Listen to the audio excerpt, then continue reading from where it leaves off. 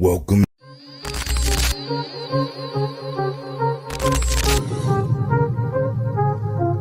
No, they think that I just come in there and look for knockoffs, and that's not the case. I'm actually a sharp, smart fighter.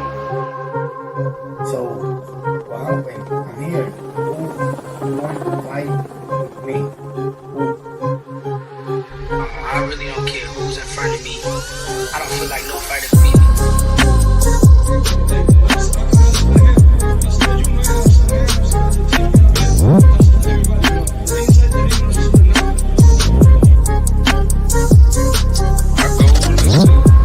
Demolish everybody, to be honest. Everybody that's in my way.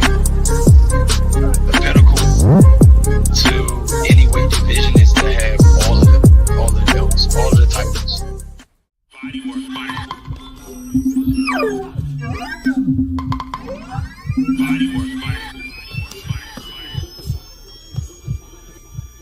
Welcome to Body Work.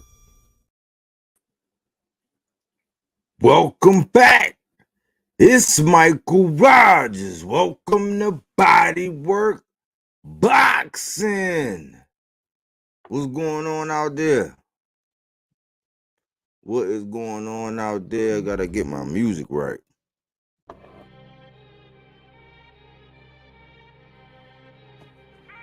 Oh man, let's get my banners right. Let's get everything up and running on tonight.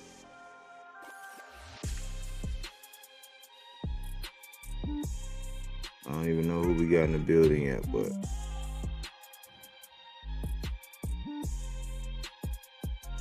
let's get this banner up.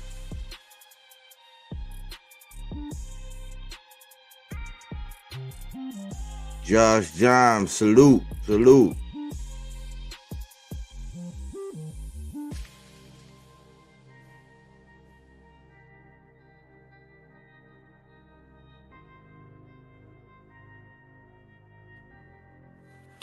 But what I'm gonna do is I'm gonna go. I think I'm gonna hit these last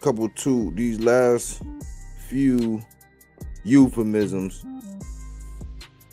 and I'm gonna get right into the topics because I know it's needed. Boxing talk is anemic.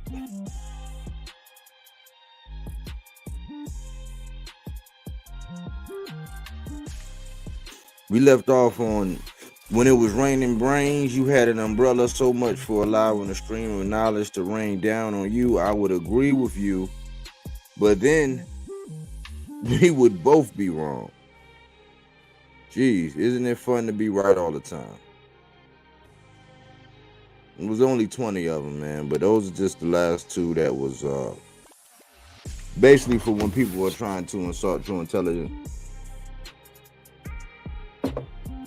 And I say I want to do things a little bit different. That's what's up. You got the live, man. Normally more people come in here. I think I want to play my new intro one more time because I think it's kind of hard. What you think, Josh? You think my new intro? What you think about the new intro? I think I want to play it again.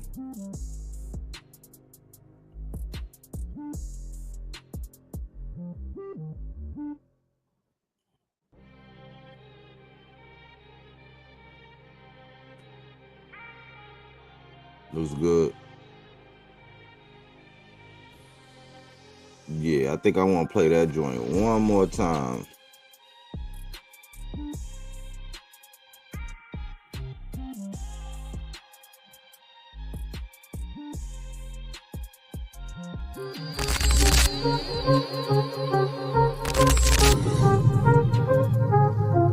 No, they think that I just come in there and look for knockoffs, and that's not the case. I'm actually a sharp, smart fighter.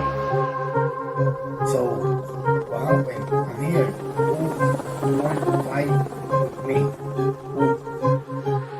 I really don't care who's in front of me. I don't feel like no fighter beat me.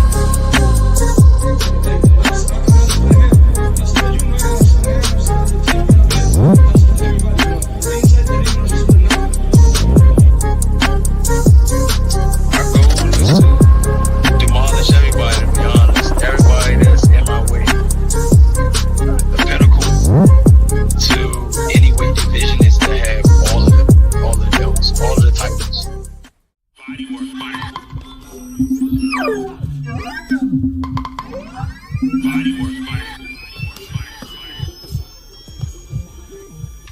Welcome to Body Work. Yeah, I like that. I like that new intro. I think that thing go hard. But yeah, I wanted to come out today and readdress because it's like, man, try not to get triggered. I'm a little more, I feel a little bit more calmer nowadays. I feel a little bit more smooth because I actually see what's going on ahead of time. And it's a lot of things going on right now where it's like, are the hardcores actually dying?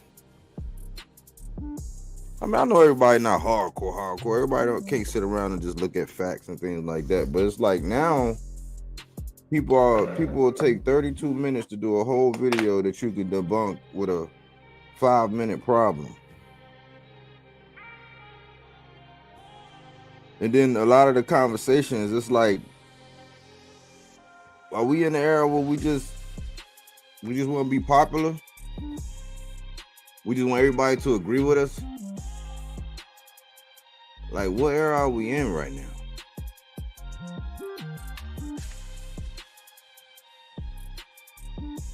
I'm the first to push the like button, push the like. Garfield, salute, Angelina, salute. Josh John, thanks. I thought that I like that new intro. But I'm gonna get right into it. I'm not gonna job tonight. I'm not just gonna go into the whole. I know we only had 2 euphemisms left for people trying to insult your intelligence, but that's how I feel. Like it's Coquille. Salute Coquille. But what I want to talk about, tonight how I don't know if y'all see the tides turning and how everybody's acting, but I gotta show this because in a way, y'all see this, it's almost like a little love triangle over here where given the opportunity, first it was Teofimo Lopez. Teofimo Lopez was first up the bat. I applaud him for, pretty much jump starting this year. And I thought that, I was like, dang, Tio got some cojones, man. He went, he got in contact with Subriel Matias and he was like, what's going on? And I was just like, okay, that's what's up. It's like me and Tio I got a bittersweet relationship with Tio as a fan of Tio's, I know he's talented. I know he has talent. I know he has skill. I know all of that. But a lot of the things that he say don't sit well with me when he's on his I hate to say it would be characterized as someone who had bipolar disorder. That's the only way I know how to. I'm not saying he's bipolar. I'm just saying it would be associated, the highs and the lows, the ups and the downs. You see a lot of these rich, famous people, athletes, entertainers, they go through that. And so I got a bittersweet relationship with Tio as a fan. I'm a fan, to a boxer. Because even though I make content, I'm a fan at the end of the day. That's what drives me when I don't feel like doing nothing and when I'm just like, I want to take boxing and ball it up and throw it in the trash because it's the conversation around it is trash and people are killing the sport and they don't even realize it. I still have to remind myself that I'm a fan, man. That's why I take a step back from doing content sometimes and I just actually enjoy being a fan. Yeah, I go and I troll every now and again. I will. I do. Under body work, I'll go out there and I will troll. Yeah, I will. Especially if I seen a couple videos, I try to give somebody a couple chances. Yeah, I'll go out there, I'll say a little something or whatever. I'll get my point across or whatever, but it's just like as a fan, I used to do it if I didn't see something, but I'm not as knee-jerk reaction. I'm definitely not as vulgar, definitely not as cutthroat as I used to be, but yeah. This is a competitive sport, man. And boxing fans, sometimes we act like we all tough and hard, but I realize that just like a lot of people when it comes to fighting, A lot of people can crack, but they can't take it, man. And even online, man, even with the personal insults, the talking back and forth, the smack talking and all that, it's like a lot of people, man, they real good at putting it out there, but they're not really good at taking it. So as a fan, I get out there, man, I'll shoot the breeze, you know, and chill out. I go on, I watch some other channels and comment and support and do whatever. And they're just like a regular fan. Because that's what I am at the end of the day. I just make content. And when I don't feel like making none of my own, I go listen and watch everybody else's. You know, I stopped watching a lot of people, but it's still something that I do watch. And I'm hearing this cycle over and over again. And I'm just like, did y'all realize that when Teofimo Lopez won, y'all realize that he did say he was going to go the WBA route? And that's before Rolly and Pitbull fought. He said, I'm going the WBA route. Well, I was just like, well, what happened to the negotiations with Subriel for the IBF? Because you said, yeah, I gotta do this thing around Super Bowl weekend. Okay, cool. You know, I want something going on. Subriel said, all right, well, cool. June or July, I'll be down to party. But we heard Teofimo Lopez, after that questionable fight, get up there and say that he wants the winner of the WBA. He's going the WBA route. So I said, okay, cool. I came out, we did videos, we were here. The kidneys, the 300, we were here. President accounted for, putting another stake in the ground, actually making a claim to actually what was actually happening right before us. So then, okay, Rolly and Pitbull come up. You know, people had their picks. A lot of people just knew that Pitbull was going to do that to Rolly. You know, I said, man, Rolly had more than a puncher's chance. You know, that style that Pitbull have, I guess if you don't know how to deal with it, you'll see what happens. A la Rolly. But after that fight, when Isaac Pitbull Cruz won, he says he wants Devin Haney, Teofimo Lopez. I said, what is going on? Like, and now we're hearing that Devin Haney wants Isaac Pitbull Cruz or Teofimo Lopez. Now, a little birdie was out here saying that he was gonna go over the top rank. And that's kind of like, I'm kind of, because the way Eddie been talking, I'm kind of thinking, man, there might be some truth to this man actually going over there to ESPN. But it's crazy how the conversation around what these champions are doing is changing. A lot of people are acting like that they're looking like Subriel, like he don't really have the cooties. Like, we know this man they're treating him like he has the cooties. Even when we listen to Richardson Hitchens this week, and again, the same stance I had before when I was talking about Richardson Hitchens is the same stance I have now. That's that man's career. I'm calling it straight down the middle. It is what it is. But even when you listen to Richardson Hitchens after his victory, he was getting ready. He said the S word. He was like, but then he said, well, I'm gonna see who's available. Who's available? But he said he was going to see if he was ready. He's one of the ones that's actually being forthright. He said, yeah, okay, cool. 17 fights in, 18, you know. Now, in hindsight, everybody's saying, oh, well, somebody that's matched that heavy and saying that he got robbery. But the mandatory didn't want to see Subriel Matias right away. And it's crazy because we're hearing a lot of people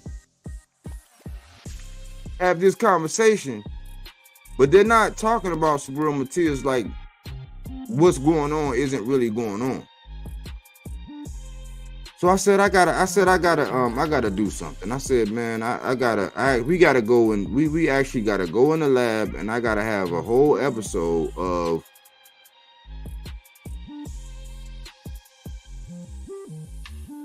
I gotta do something for y'all.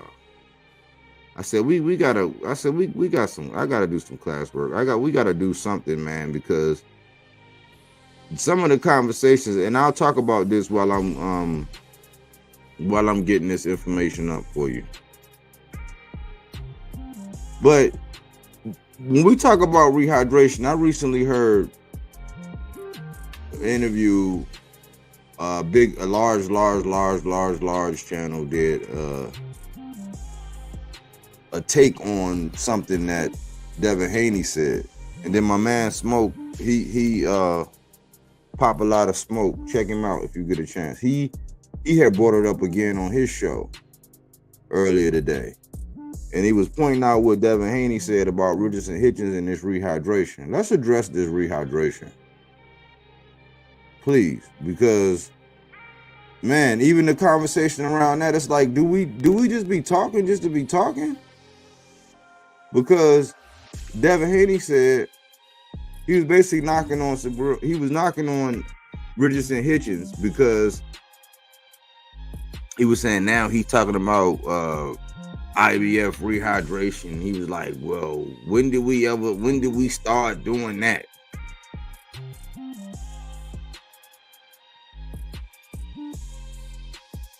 He was like, when did we start doing that? Why is my thing freezing like that? He was saying, when did we start doing this rehydration? I said, when did we start doing, what do you mean, when did we start doing rehydration? You know that the rehydration applies to the IBF.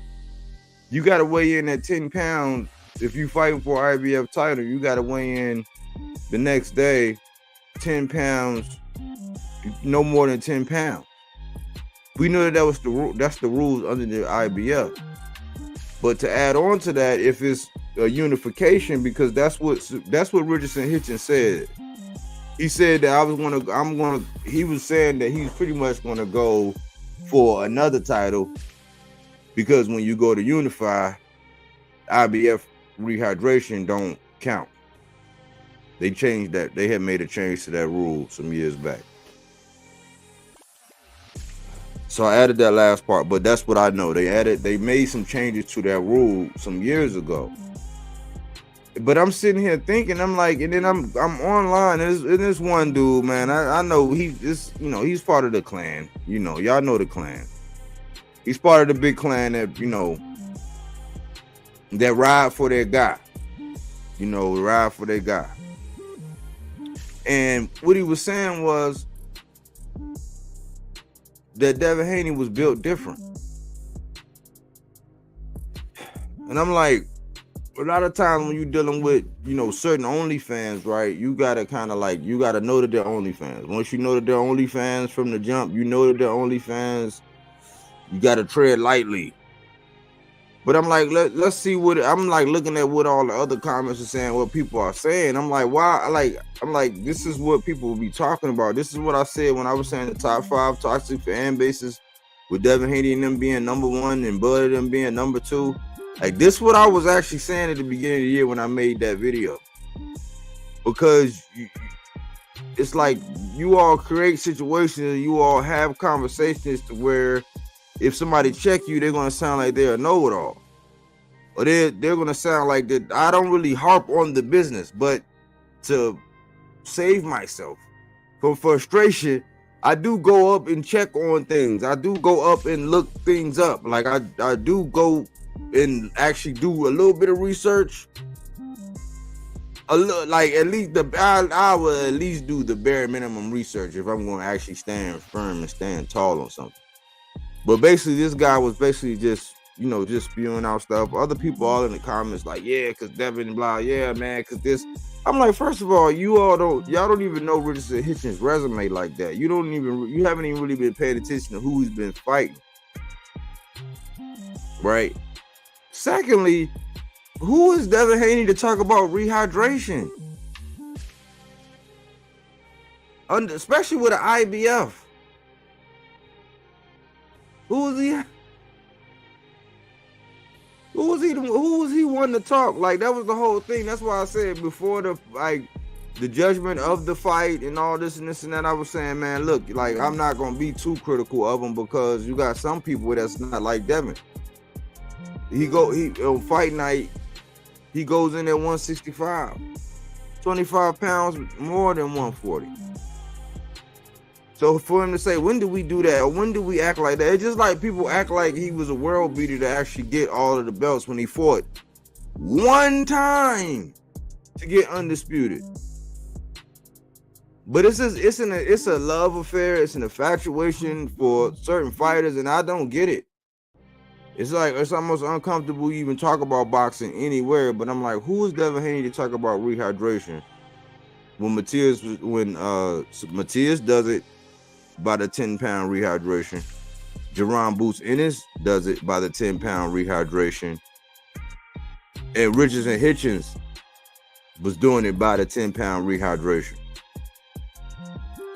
Like I would love that. First of all, like the way they were saying about Lemos, like they were, oh man, Devin would just do this. I'm like, when have you seen anybody? When have you ever seen Devin fight somebody like Gustavo Lemos? When have you seen him fight anybody that's like Pitbull? Like, do you even realize that when he was supposed to fight Javier Fortuna, when Javier Fortuna was like actually pretty decent, kind of tricky. At that point in time when he could have fought, that fight could have went either way. This is before Ryan. This is before he fought Ryan and all that. But we don't realize that he slipped out of that fight. Like the conversation around certain bosses is just, it's getting like I don't even know how to describe it. It's otherworldly now. But I'm like, you know, are we looking and listening? Are we paying attention to what's actually going on? Because the conversation versus what's actually happening is not lining up right now. Devin Haney never fought under the IBF rehydration. That's his whole advantage. So to compare Richards and Hitchens and try to say, oh, he need to stop. I was saying he need to stop saying Devin Haney because of the D-High and all the people that's going to be getting on him, and he'll get the same. They'll do him just like they did Shakur Stevenson. To where they single-handedly like really put a dent in that man's reputation. That's why I said you probably want to stop saying his name and stop saying this and this and that, because, you know, me looking at him against Gustavo Lemos does not change my opinion on him against Devin Haney. It might change my opinion a little bit about how close I thought he was ready for Subriel Matias, but my opinion on him and Devin Haney, it don't change my opinion on him and Devin Haney. Again, we got to see this April Fool's. This thing that's going on the 20th, we got to see it because, you know, it's no foregone conclusion in that fight. Devin being the tactician that he is and, you know, being more disciplined and, you know, really staying on the outside and using his feet and circling and clinching when needed and stuff like that. Like, he's going to be relying on doing all the little things and making Ryan Garcia, like, really do everything he needs to do to get to him. It's almost like them wide receivers when they run patterns. Even if every play, even if the ball ain't coming to them, they running the play just like the ball coming to them. They're going to go and then cut out to the outside and make you run all the way to the outside, all the way to the sideline just to cut it up. Every play. So it's like the minute you get a lapse in judgment, that's when they're going to step on the gas on you and get you up out of there. Pum, right by you to the house. That's the kind of fight that Devin's going to fight with Ryan Garcia. Devin Haney should win this fight. He should. But for me to say it's going to be a blowout and this and that, like, no. Like, you would think all things considered, he should win. But he has no place to really talk about Richards and Hitchens and no rehydration. Especially when we go in here and we look at this box rec. Because that's another conversation, man. I'm trying to really kind of bring a little, like, I mean, I guess give somebody an outlet or put some information out here about tenets, principles, things that we can start agreeing on and be locked in step about, so we can have good boxing dialogue and we can actually get what we want. Because I think, man, I don't think we really realize it, man, but a lot of times, like, a lot of the conversations we having, they're actually counterproductive to what we actually want. Yeah. But that was the one thing I wanted to address, this rehydration. Like, Devin is the last person to be talking about. I don't even know why he was even talking about rehydration. Even though these last couple interviews I've seen and heard from him and Bill, surprisingly, they've been kind of toned down. I think they kind of realized like, ooh, we might have went too far, so they kind of policing up some of the conversation. They still saying wild stuff here and there and doing, you know, a little, but I've heard the conversation around them kind of like slow down. It's almost like they're trying to salvage this fight. They're trying to salvage some tickets and trying to preserve whatever they actually have left, especially with this big news about Devin Haney actually taking the short end of the negotiation or the split. It was like, wow, that speaks volumes, you know, when the writing is on the wall. But the big thing in this whole thing is Devin Haney is going to go for Isaac Pitbull Cruz, or he's either going to drop those belts, because if you look in the rankings, Gary Antoine Russell is right there. He's right there knocking on the door for that WBC. So he's saying his dream fight is Tank, Subriel Matias, and Teo, is what he said. But again, that's his dream list. Not that he really, I don't really think he won't have any intentions on. I'm not sure. Maybe he's going over to Top Rank, get it on with Sandor Martin, get that out the way. If he do that, then that means that he's going to try to retain his belt and do what he needed, his obligations for that. The clock is still ticking. Still got a couple more months. Not a lot, but he still got a couple more months before he actually has to do that. And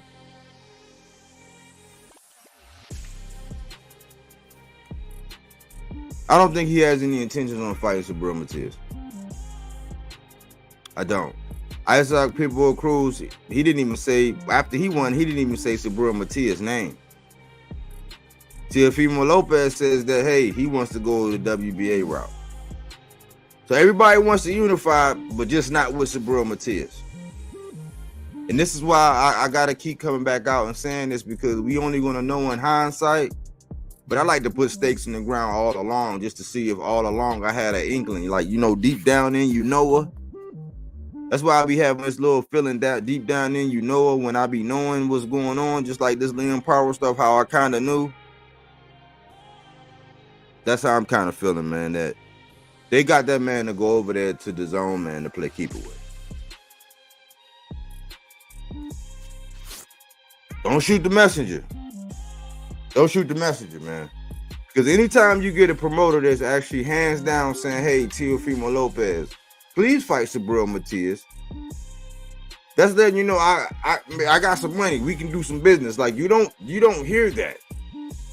You don't ever hear Floyd coming out saying, hey, Shakur, what's good? Yeah, come on over. Like, please fight Tank Davis. But what I'm learning, and I'm reconfirming more and more every day, that when I get online, what people, since casual fans are kind of taking over boxing right now. Like, even you got hardcore people, hardcore boxing fans that be casually speaking. That's what I'm gonna start calling a couple of these episodes. Casually speaking. You know, we'll find a lot of hardcore boxing fans casually speaking, where they don't take the time to sit down and look at what they're talking about and analyze. It's just a good thing to talk about. So they'll spend 35 minutes to talk about it, but not the 5 minutes it take to actually debunk what's actually going on. And I'm connecting dots because I've been watching it. Remember, this weekend I just gave Eddie his praises about the card and getting Hitchens, getting Pacheco, you know, having Ray Ford and getting him up to a title, acquiring Andy Cruz.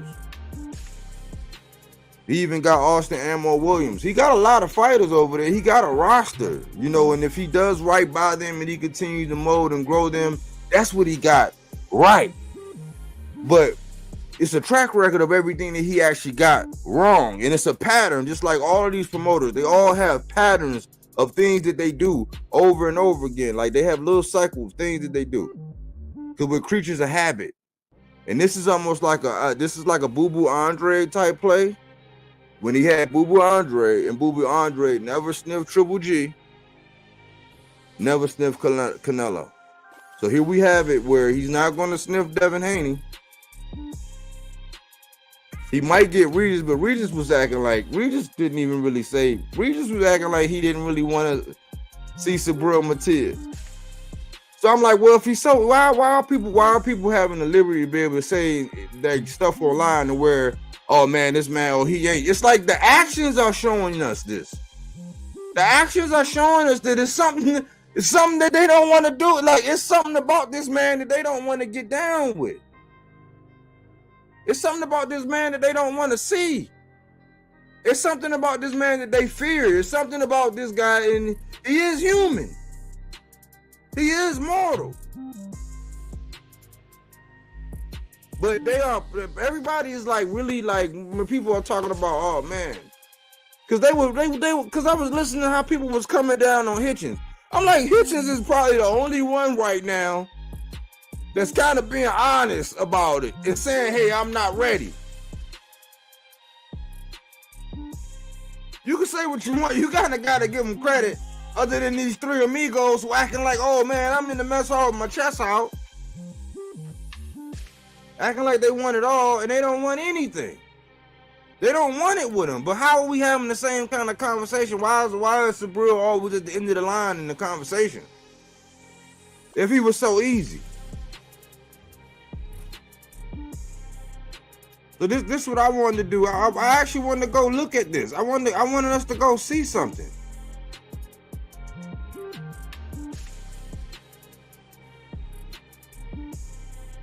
Like I want us to go back. I want us to go look at this. Look at this.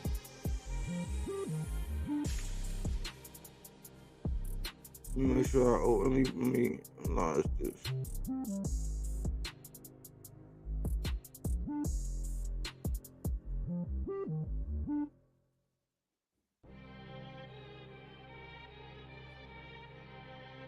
I want y'all to see, like,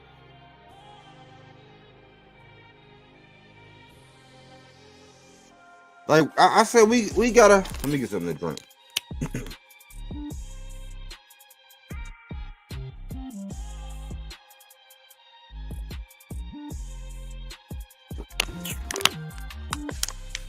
Listen, 12/19/2015 when he made his debut.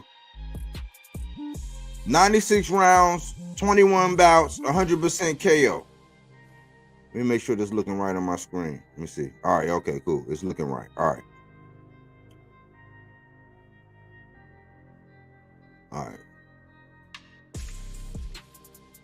So, let's look at this. Let's look at this because I heard something. I've heard a lot of things like here in the last 2 days, ever since Saturday night. Even last week, we was hearing some of these things. But let's look at this. He got Liam Paro. This is another undefeated guy. 24-0.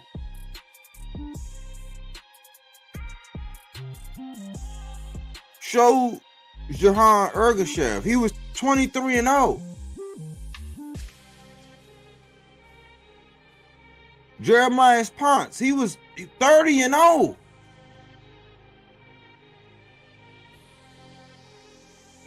Petros Anayan, 16-2-2. Jukumbayev, 18-0. Malik Hawkins, 18-0.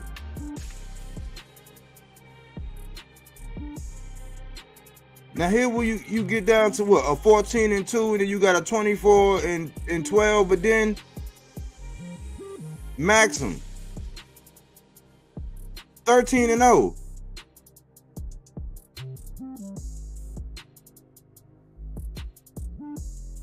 So I'm like, okay, like if you really want, if we really want to talk about, let's talk about this.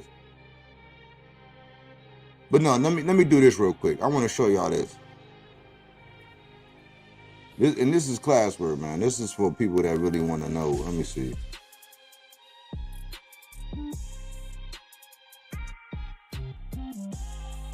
this is for people that really care, man, and want to kind of corral this conversation, man. It's getting ridiculous, man. It's like I really think just like a lot of things in life, like until we as a people start getting on the same sheet of music together and we start like kind of like laying down some standard and some kind of groundwork.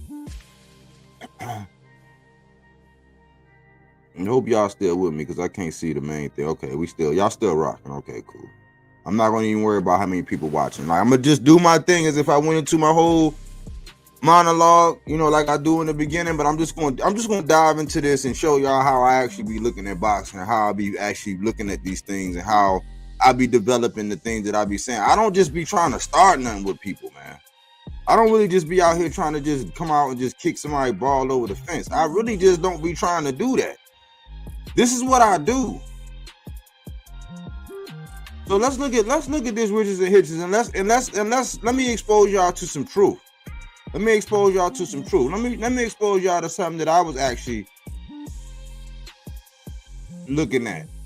Because I was like, man, you know, Riches and Hitchens, he had a tough night. He didn't run. I mean, he held, but he actually showed that he had dog. He at some point in time he risked some things. Like, man, that man could have finished him. He didn't let his lights get snuffed out. But let's look at this.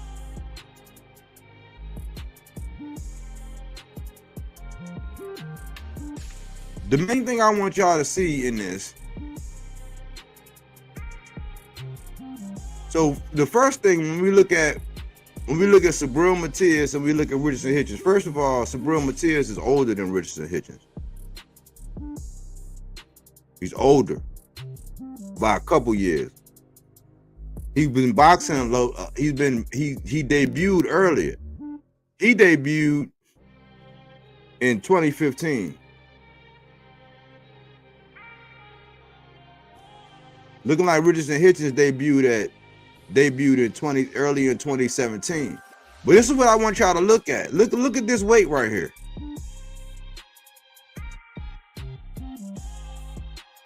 This is what I want y'all to see. You see this weight? You see this? He was 141 and a quarter. 142 and a half.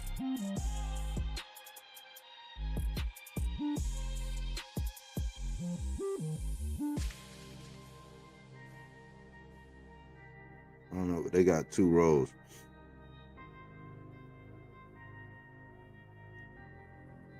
But let's look at this.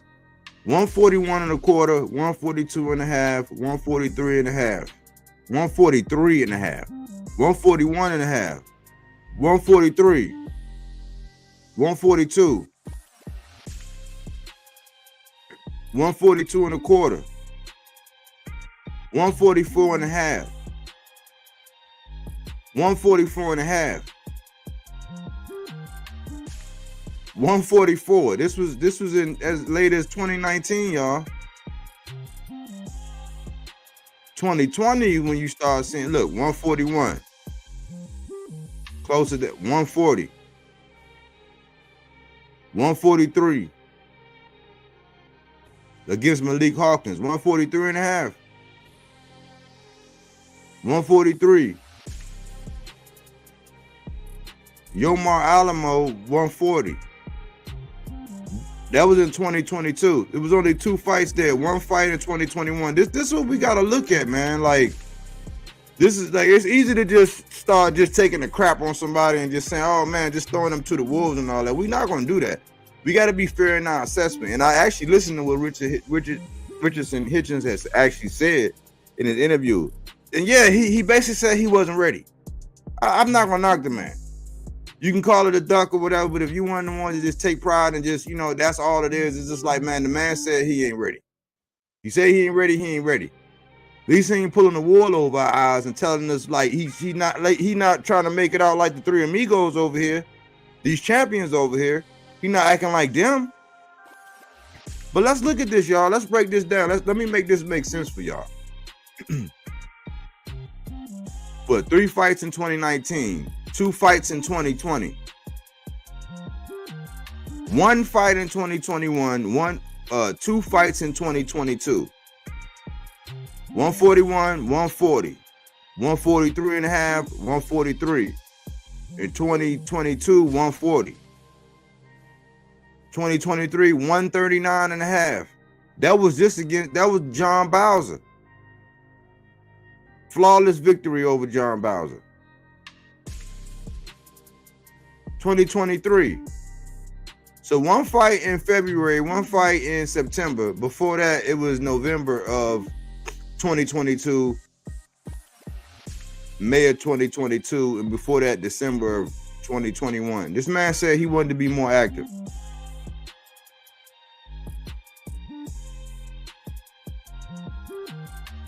His last three fights were the only fights where he actually went in and weighed in at one, other than that one fight when he took that dip. His last three fights were the only three fights that he went in and weighed in at 139.25. 139.5 he got down.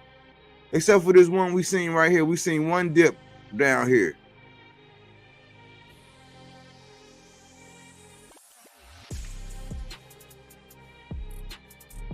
He only fought down below 140 3 times.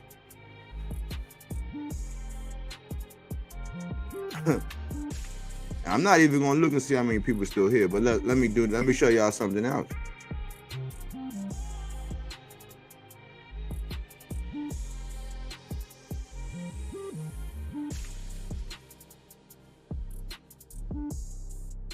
Because people love giving people the benefit of the doubt, boy. Like they'll just love because you have a favorite or you infatuated with a fighter or enamored or well, however you want to put it.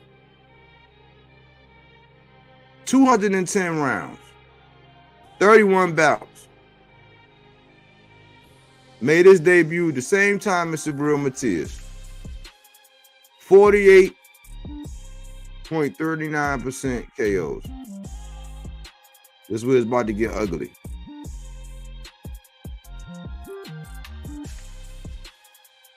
How long ago did he fight an undefeated fighter? 2024? 2023? 2023? 2022?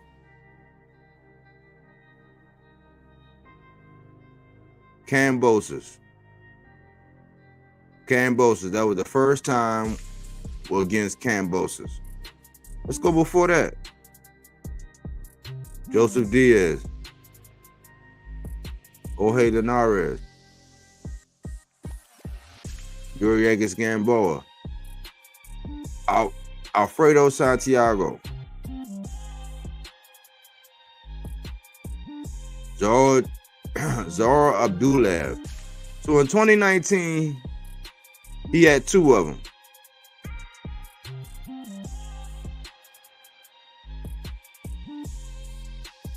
Three of them. He had in Debunking. Seen him recently fight.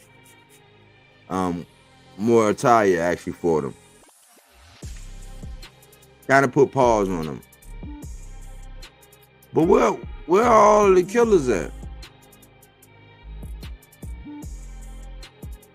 Where's the Gustavo Lemos at on here?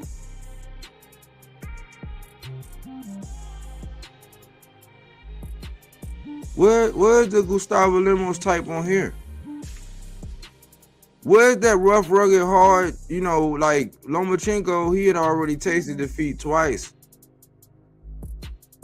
And Teofimo Lopez really like spanked him, man, made him put his hands in his pockets. But what I'm looking at here is what am I missing? Where's the discrepancy to where we're gonna be like, oh my gosh, he just beat all these world beaters. Like he has not done anything that Subriel Matias has done. Where's the level? What are we talking about?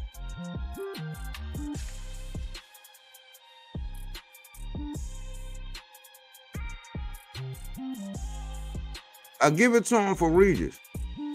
He handled Regis mightily. I edged him in the Loma fight, but a lot of people say he lost that fight. He went 24 rounds with Cambosis, man.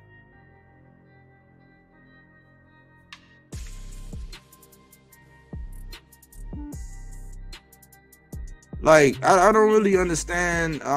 Like when we really want to look at these things, this is the other thing. Like, do y'all realize that? This right here, this was the first fight. This right here, this December. So December of 2023 was the first time the dude fought a champion in this weight class. But this was actually pointed out a while ago. But I wanted to do this because I was looking at Richardson Hitchens and I was trying to qualify what Richardson Hitchens was saying. So it made me come back to this. This has been done before though. Somebody had went over this. This has been done before. But for those of you all who may not have seen it and may not have realized it, the first time this man fought down there, the first time this man fought a champion in Regis Prograis at 140 was in December. 135. 134, 135, 135, 135, 135, 134, 134, 137, 137, 137, 139, 139, 132, 139, 132. Look at this, 139, 132, 137, 136, 135, 135, 135. And you like Mike, 137. Look at these. But you like Mike, why are you pointing this out? Because it's the same type situation with Richardson Hitchens, only Richardson Hitchens was doing it at the 140 pound weight class. Closer to his weight, but not close. This man was blowing up from 135, going all the way up the next night on all of these little guys. All of this time. He never, where was it at IBF? Where, like, I don't even see, where was it? Because somebody tried to say, oh, don't you, it's funny because Devin Haney had that same IBF. And I was like, man, here we go, casually speaking.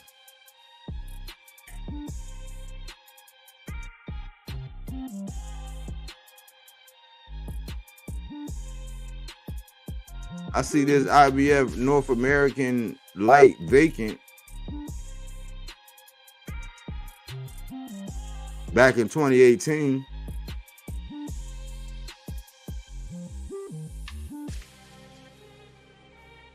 But I'm looking at it like, where was he fighting under the IBF Rehydration? So he was actually bigger than Richardson Hitchens, fighting in a lower weight class and blowing up way bigger than Richardson Hitchens, and got the nerve to talk about rehydration on somebody. This is what I be trying to say about, like, do you even, like, does it even register? Are you, like, it's okay to like him as a boxer? He's a good boxer. He's a good boxer. You know, I would say he's a good boxer. That's where I stop. I think if you don't know, if you don't know what you're doing and you get in there with Devin Haney, he probably can beat you. But if all things were even, I'm not sure why, because we have not seen all things be even when it comes to this man. That's my knock.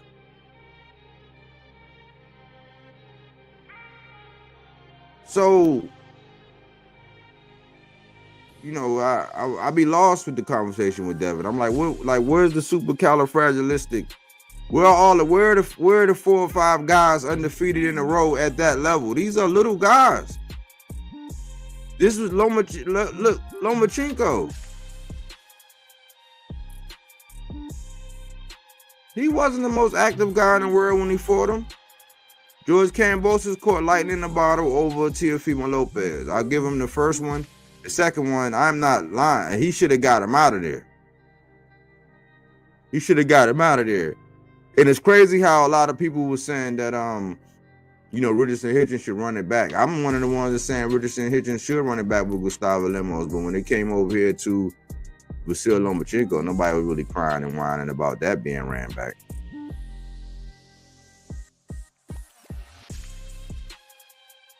The 4-12 round with Yoriokas Gamboa.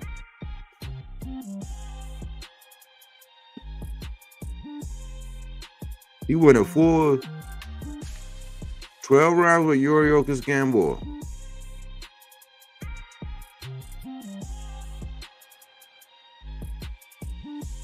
TKO the Tank right before it. PKO to Isaac Cruz right after it. It's like unanimous decision. It wasn't a clinic. That was a clinch festival. So when it comes down to actually judging these things, like, and having them in perspective, like when we actually look at it, I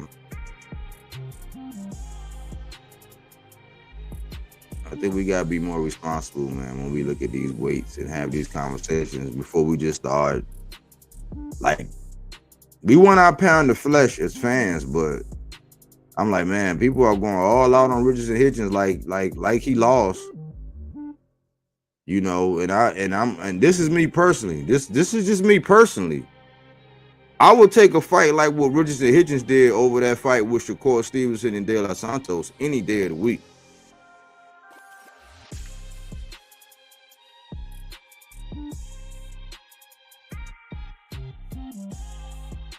Any day of the week. That's just me. I'll take a fight like Richardson Hitchens and Gustavo Lemos. How he fought Gustavo. Yeah, he clinched. Yeah, he did. But at some points in time when he still did, when you didn't think he was going to do it, and he actually, I would take that fight. I don't want to see nobody just running around trying to, like, I got nothing from that. But I'll take that kind of fight all the time. So it's like, lighten up, man. Lighten up on Richardson Hitchens. He ain't ready for Subriel. But at least he's being honest about it. He's not being like one of these three amigos. And I should have, I don't know why I did that. Let me see. This the last part of this resume thing, this resume breakdown, like this little good aspect of the resume. And we can get into whatever y'all want. I haven't looked at the comment. I want to get into this before I actually start engaging with everybody. But this is what I wanted to. This is what I also wanted y'all to see.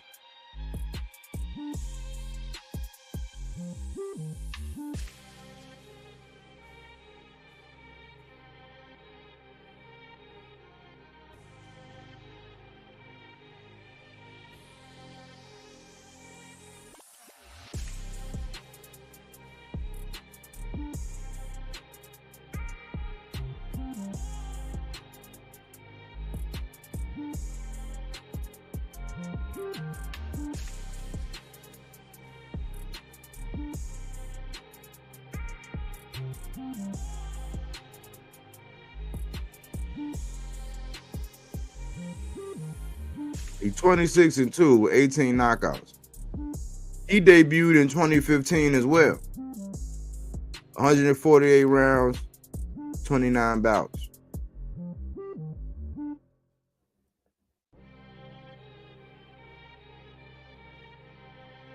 Where is this track record of all these undefeated fighters that he fought?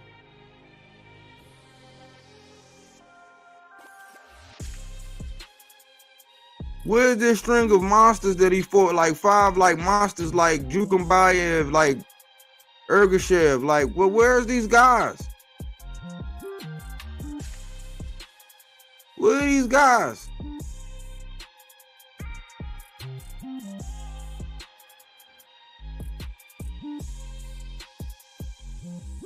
As late as 2017, 0-1-0. 2018, 9-10. 5-2. That's pretty good. 37-3. That's pretty good. 18-10.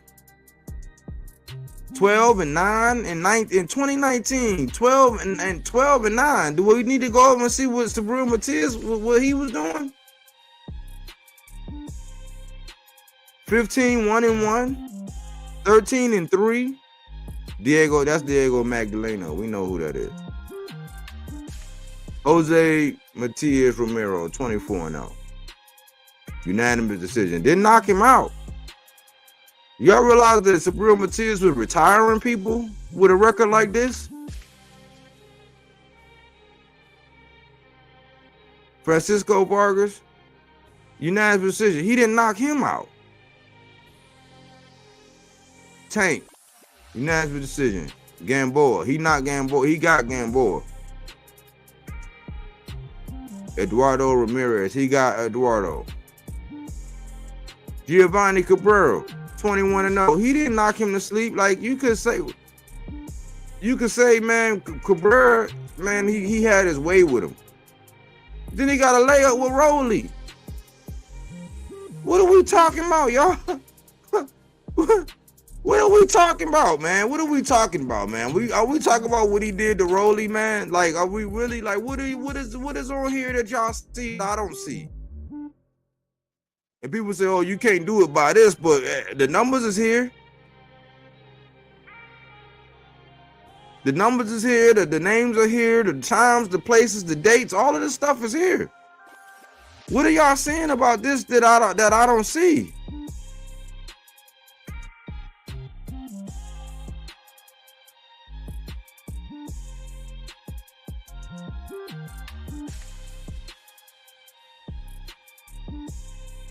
Like, come on, man. Come on, man. Look, doing this, leaning 24, 34, and 4. Took him 7 out of 8 runs. Like, come on, man. Like, what are we talking about, man? What are we talking about? 13-7, 19-6. What are we talking about? What are we talking about, man? 2015, 1-0, 1-0, 1-3, 1-0, 1-4, 10-5, 2-1-1, 7-0. That was decent. That was decent right there. 19-6. Like, what are we? 13-7. What are we talking about, man?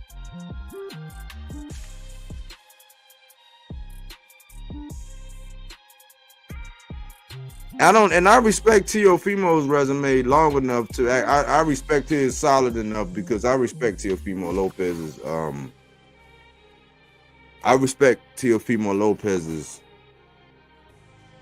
resume. But this is what I do want to point out here with Teofimo Lopez's resume. And this is why I say, man, this is why people, and it's crazy that people like with these big channels and stuff, they don't really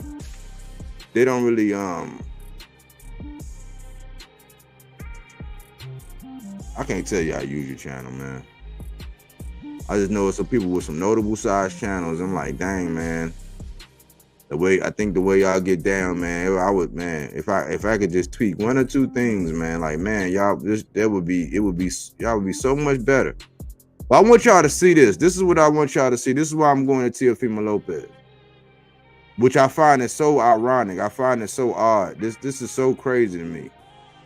Y'all see this right here?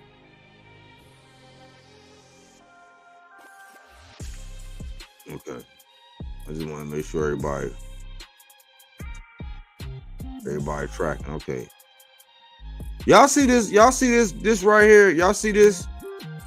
On 12/14/2019. In 2019, this is when he fought Richard Comey, Teofimo Lopez. On 12/14/2019, he was fighting Richard Comey, and what was that for? The IBF belt. Before that, he fought Nakatani, he fought Comey, then he fought Lomachenko.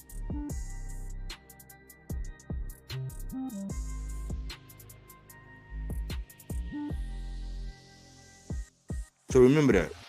12/14/2019 is when he fought Richard Comey. 12/14/2019.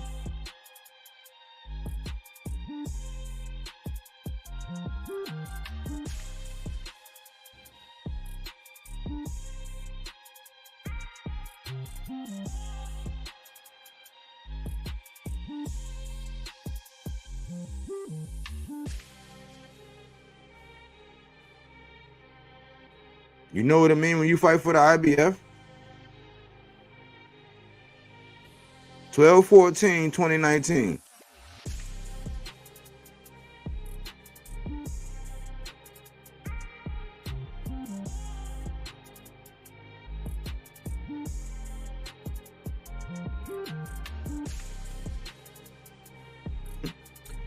Do y'all see this? Do y'all see right here? Look, so he fought Alfredo Santiago on 11/9/2019. He didn't fight again until 11/7/2020. So in this time frame from 11/09 to 11/07/2020, he had Alfredo Santiago, and then he caught Gamboa coming off a TKO loss to Tank on his way back from that year off.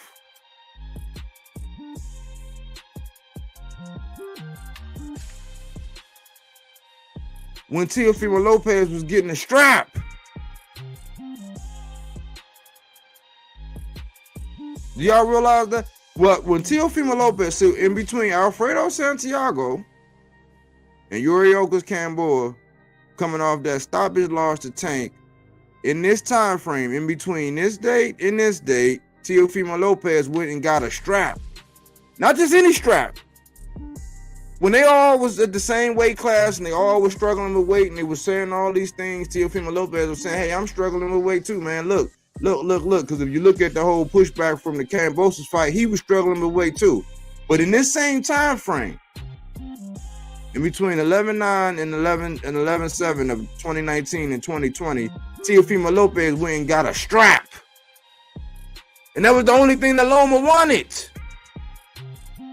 But guess what? Teofimo Lopez don't get no credit for going to go get that strap. People say, oh, who was Richard Comey? Somebody who had the IBF. So maybe we need to start putting some, maybe we need to put a little respect on the IBF. Maybe we got to put a little bit more respect on the IBF because of that rehydration. Because they say if it's easy, everybody would do it, right? Isn't that what they say?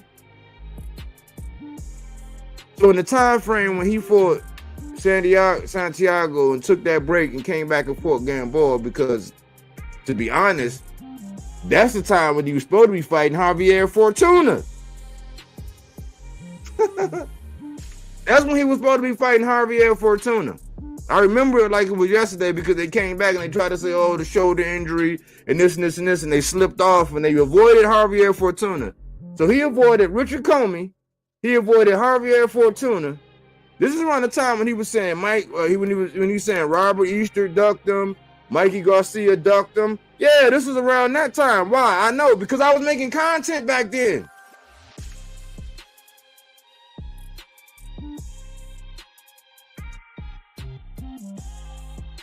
So, what are we judging? How are we looking at this? If it wasn't something that Teofimo Lopez was doing first, it was something that Tank Davis was doing first. At what point in time on this resume do you ever see him doing something first? Except for I give him Regis Prograde, but then Josh Taylor, I hit it first. Ray J style.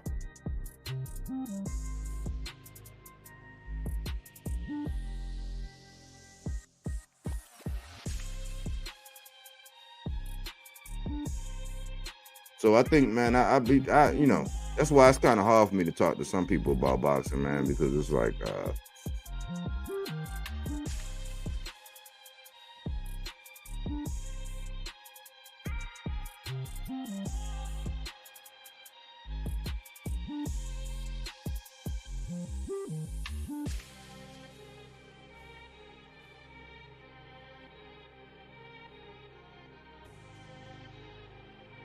look at this. He got nothing. See, because look, Richard Comey was here. He got Richard Comey in December. They didn't give him Loma until damn near a year later. 10 months later. From the time he fought Loma in October of 2020, he had Kambosos of 11/27/2021, a whole year, 13 months after. So he had 2 breaks in that year, but he fought 2 champions. He fought 2 champions. Richard Comey, Lomachenko. Not to mention, he had his date with Nakatani, his trouble fight. He had his moment, like where he had his tough test with Nakatani, a crazy style. Right here in pretty much in my backyard, Oxon Hill, Maryland. Right out here. But do y'all see what I be saying about what's going on? Like the conversation on greatness and all this, like people be throwing, he's not the dudes. You can say they're great because they beat, I guess, the odds of people that can actually go pro and do it in any sport. Okay, cool. I'll give you that. But as far as the over embellishment and the things that people are describing and saying, man, it's not facts. It's not factual information. It's like there are holes all in it. It's holes all in it. That's the resume. That's pretty much some of the things on the resume when I actually want y'all to really start looking at this stuff. Like when you're talking about S.I.C, Pitbull Cruz, and you're talking about how great and how master class. It's like when have you ever seen? We've seen Teofimo get tested. We know Teofimo tend to fight up or down to level of his competition. But Teofimo got some names of some people that was in their prime, or some people like in Richard Comey when he had a belt, Lomachenko for undisputed. He lost to Cambosis. He came back against Pedro Campa, arguably lost to Sandro Martin, but got the nod, another tough fight, then came back, fought Josh Taylor with flying colors. Didn't have his best performance against Jermaine Ortiz. But I can really respect Teofimo Lopez's resume. Why? Because I know the dates and times. I know who ducked Javier Fortuna. I knew who really ducked Richard Comey. And they said, oh man, I would have beat the crap out of Richard Comey. No, you wouldn't. And you know why? Because it was for an IBF. So the same thing you trying to knock somebody for right now as far as Richards and Hitches is the same thing you avoided, cuz. You wasn't trying to see Richard Comey. But the same thing that's the pot calling the kettle black. I know, because I was there.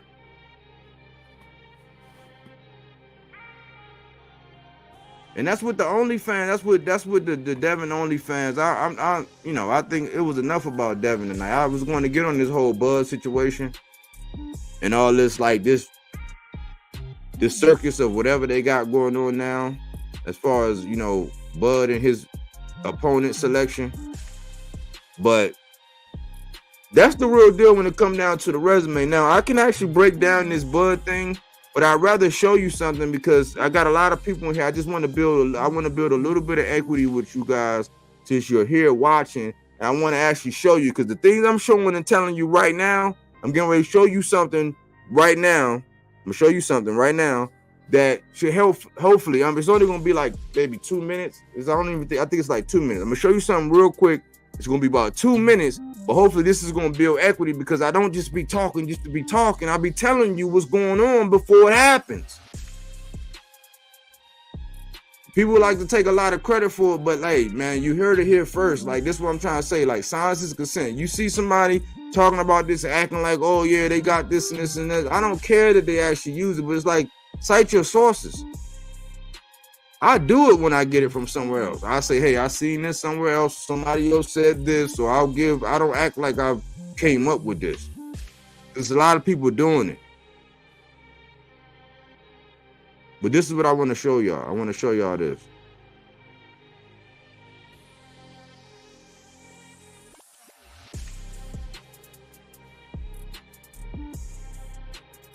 Give me 1 second. Let me get it. Let me cue it up for you.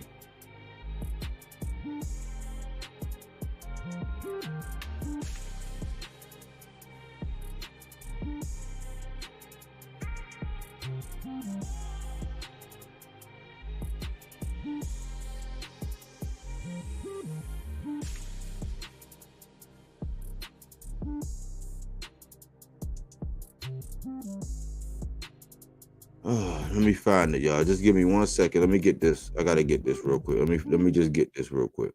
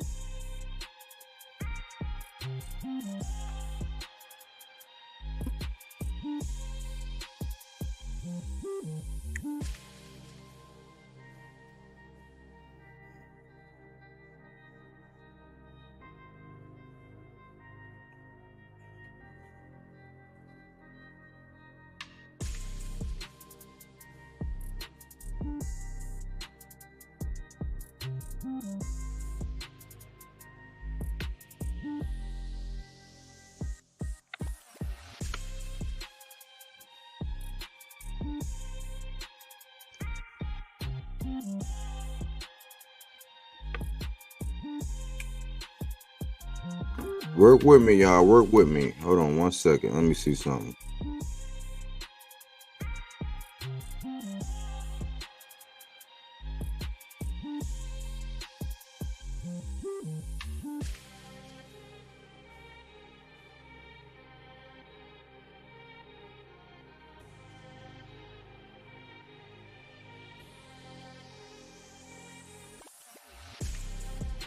I promise you it's going to be worth the wait.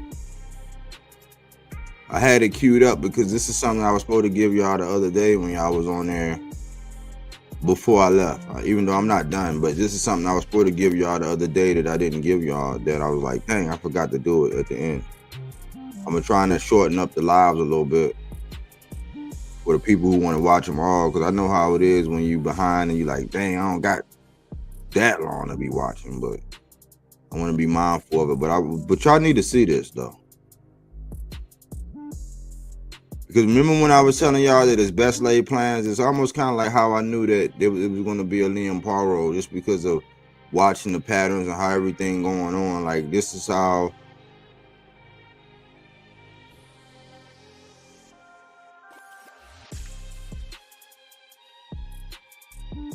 I knew that. Because I be paying attention. Like, I'm a hardcore, for real.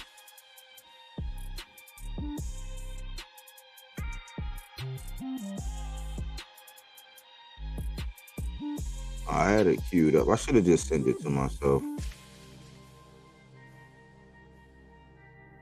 Almost there.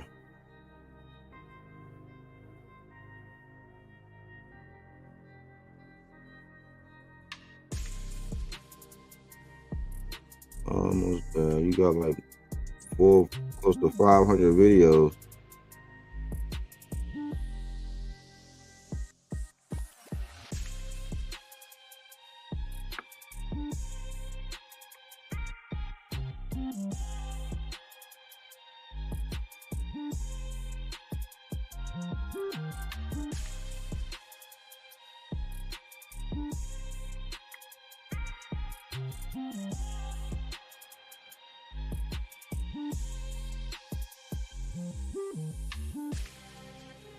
Here it go, y'all.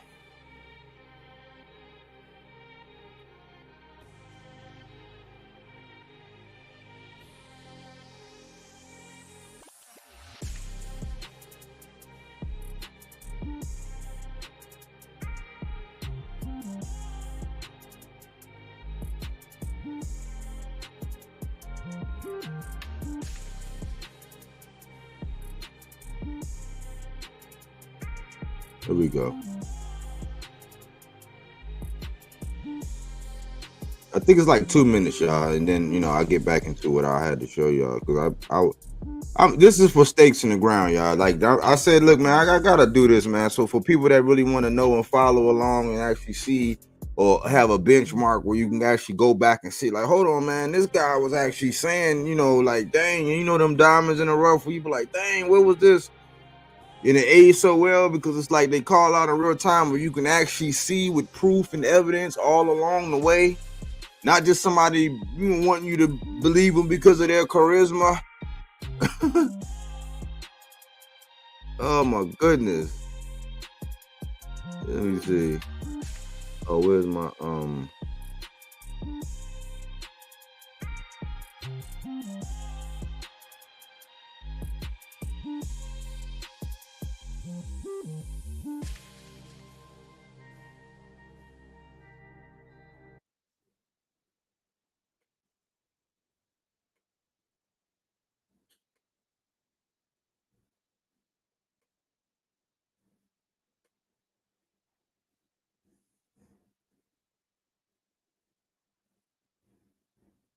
look at this, y'all. I'm just gonna make sure that it look right. Let me see.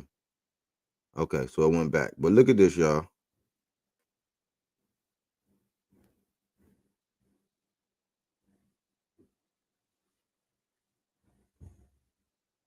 Look at the thumbnail. You see the thumbnail, right? Y'all see this down here? Like, this was 8.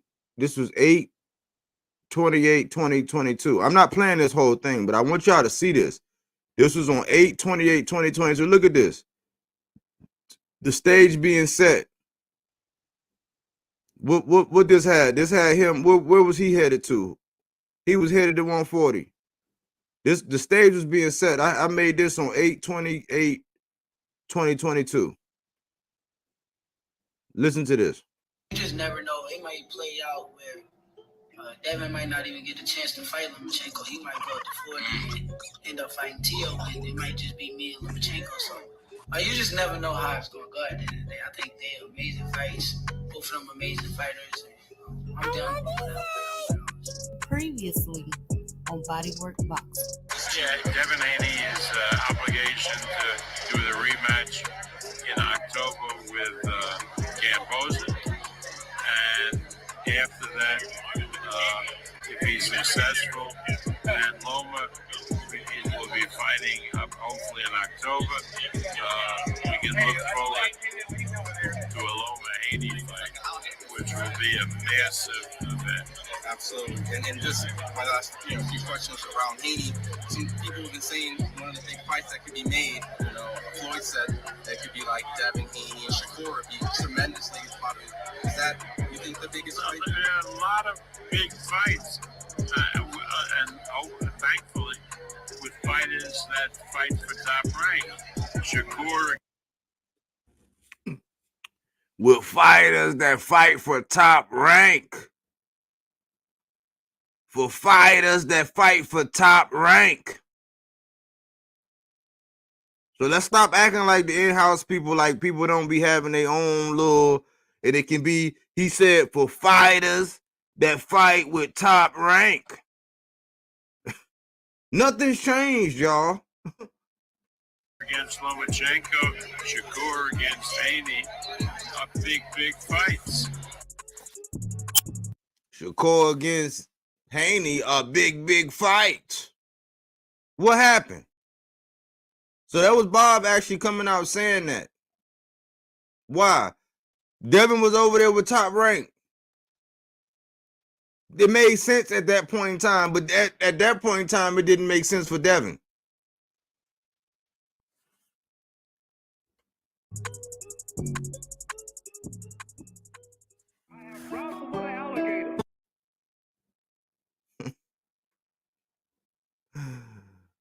Oh, man.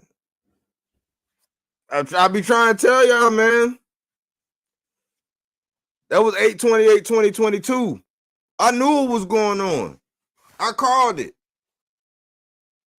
So, you can take it or leave it, take it or leave it, but I'll be on it, man. I'll be on it. For real. Like, that's why it drives me crazy when people be trying to say and talk, and I'm like, hold on, man. Like, what is it? Especially when you're doing content and I'm like, okay, that's your agenda. All right, get paid. Get your money, man. Like, but you can't bamboozle me. You're not going to pull the wool over my eyes. And people need to hear this.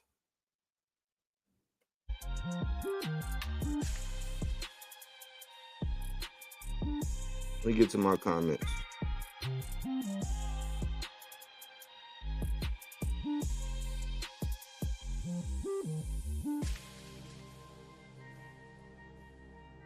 Took me a while to get to that, but I was supposed to give y'all that, and feel free to go check out that whole video because I really lay it down in that one. I really lay it down in that whole video. So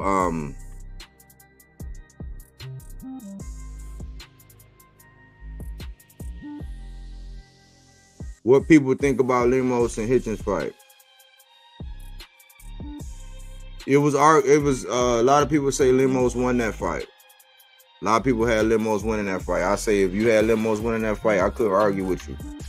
I see how the judges could have had it 115, 113 either way. So Lemos won, corruption at its finest. Salute Champion Sports Boxing. Salute Body Working Chat. Salute. T.O. is loony. Cocaine. We in the house, Body Work Boxing. Salute Jose Rodriguez. The Bronx OG in the building. Salute Bodywork. Salute, salute. He was Angelina. Hey, Bodywork in chat. What's up, his twin? Larry is a Haney. Dude has no life. He wants Matias to fail so badly. They want him to fail so bad, but you can't wipe away what it's karma, man. You really can't outrun or outlast your karma. You can't really outrun it or outlast it. Y'all see what's going on. I mean, I hope though, I don't actually hope that something bad happened, but it's karma. It's life. Look who T.O. going to fight. Steve Claggett. Yep, Garfield. Bodywork, bodywork, bodywork. Salute, Cookie Monster. Salute, salute. T.O. was fighting a taxi cab driver next, who was ranked number 15 by the WBO. Never heard of him. Coward move by T.O. He should have been fighting as mandatory and Arnold Barbosa instead. Yeah. He might be trying to rebuild himself. Plus, he don't want that. He don't want, hey. If you're not right in La Cabeza, you don't want to go nowhere near Subriel. Mess around, go get that paycheck. That'll be the last payday you go to, that'll be the last payday you go to get. I just wish they would just be forthright with it. So we can map out a game plan and get the man, because ultimately I want him to have unification, but I don't want him to have to do all the heavy lifting. T.O. going backwards in his career. I agree. At this point, Hitchens is honest at least. Devin Haney lies to his fans and calls himself a superhero to beat the boogeyman. Yeah. Yep.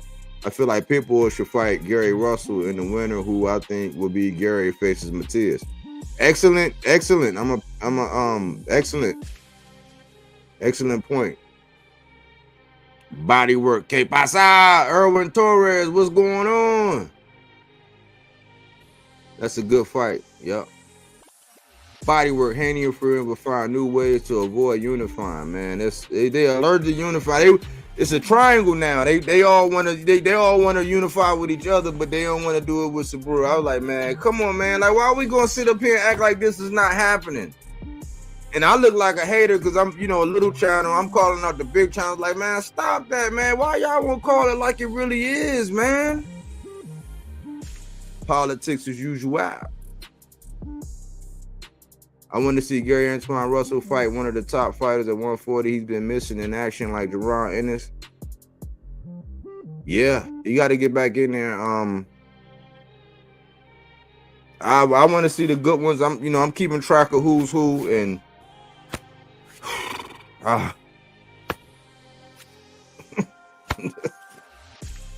I don't know what to say, man. Haney would never fight under the IBF rehydration clause. He's a hypocrite for critiquing Hitchens. That's what I said, and nobody pointed that out. That's why I said, is this all about politics? Like, like I said on Coming to America, you're not just gonna throw the milkshake at me and I'm just gonna catch it. It's gonna land on him like, oh, thank you for this milkshake. Thank you very much. It's like, we're not dumb.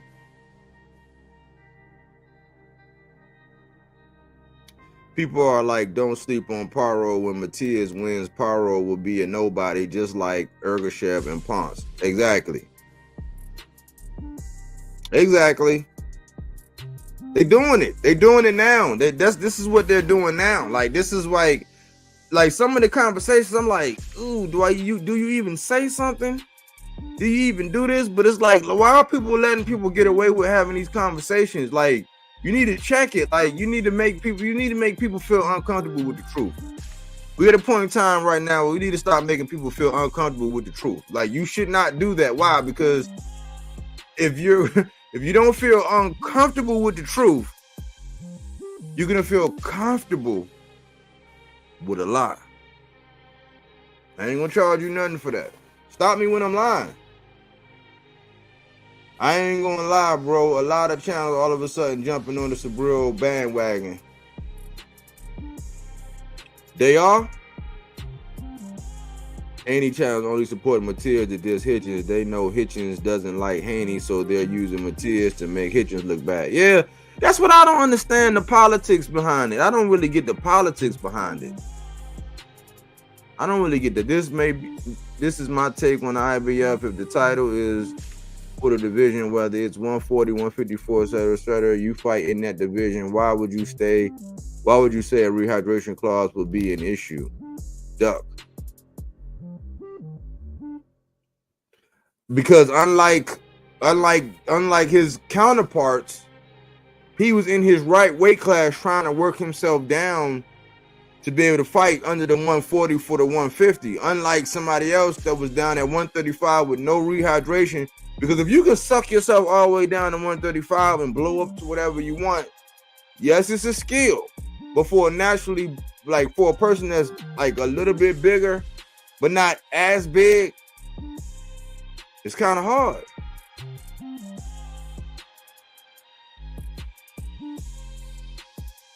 Haiti wants to be the exception to the rule. What's good, bro? If you ask me, I think the rehydration should be with all the belts and max 5 pounds. Otherwise, move up to your real weight and fight people your weight. I think they should do it for all the belts, but I think that 15. I think 15 is the magic number. 15 is the magic number, man. 15. 10 is probably a little stringent, but 15 is a happy medium for everybody. But 25 and 30 and all that, like, come on, man. That's a talent. It's a skill. But if it catch up to you and somebody punch you in your head and you're not hydrated right, you might die. You might die. Especially if you're dealing with somebody that's naturally at their weight class, that's really, they're not shrunk. They're not, they're at 100%. Like, you might die. Right, Bronx OG. Exactly. It can't stop fighters at 126, 130. That's what I'm saying. It was, to me, it was just like, what are we talking about? Why are we letting people just say stuff like that? Just happy to be there, just to jiggle the cojones, I guess. I don't know. Special fighters have an edge on slick fighters. It seems like that style will catch up because you're trying to be clean and smooth. You gotta be able to have some dog. And like Mr. Gary, not Gary Antoine, but Mr. Gary Russell used to say, man, you gotta have some FU on your punches, man. If you ain't got no FU on your punches, hey. Always had an event. Always, Garfield. Even Bomac was saying Subriel is a bad, that he's the one at 140. That's because the real recognize real, man. But a lot of people, I'm starting to see a lot of people, especially online and YouTube, because of the stage and their career and where they at, they're saying things because of the bag, man. They saying things because of the bag. See, this kind of stuff I be saying, man, it ain't gonna get a lot of people trying to donate and trying to, support. No, they don't do that. Why? Because it ruffle feathers. It let you know that, hey, man, maybe I didn't know what I was talking about. Maybe I didn't know that. I didn't know this.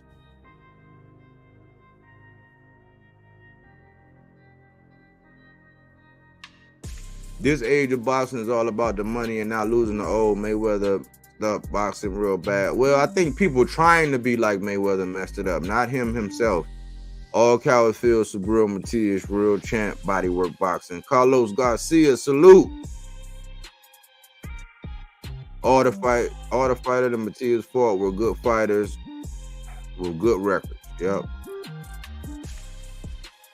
Eddie Hearn claimed that Dad was going to vacate the belt. I heard that, knucklehead. Salute. Champ Sports Boxing. Haney. And subscribe to Champ Sports Boxing. Subscribe to Champ Sports Boxing. Haney is a weight bully and still can't get a KO. They don't like the belt. It's like the belt smell bad. Yeah, it's like like I said, he got the cooties almost. I never seen anything like this in boxing. Subriel got them boys shook. It's a shame. And they trying to make it seem like we crazy or we don't see this going on, or like it's like, no, that's not why. And that's not, well, why? Why nobody? Liam Paro is a bad motor scooter, man.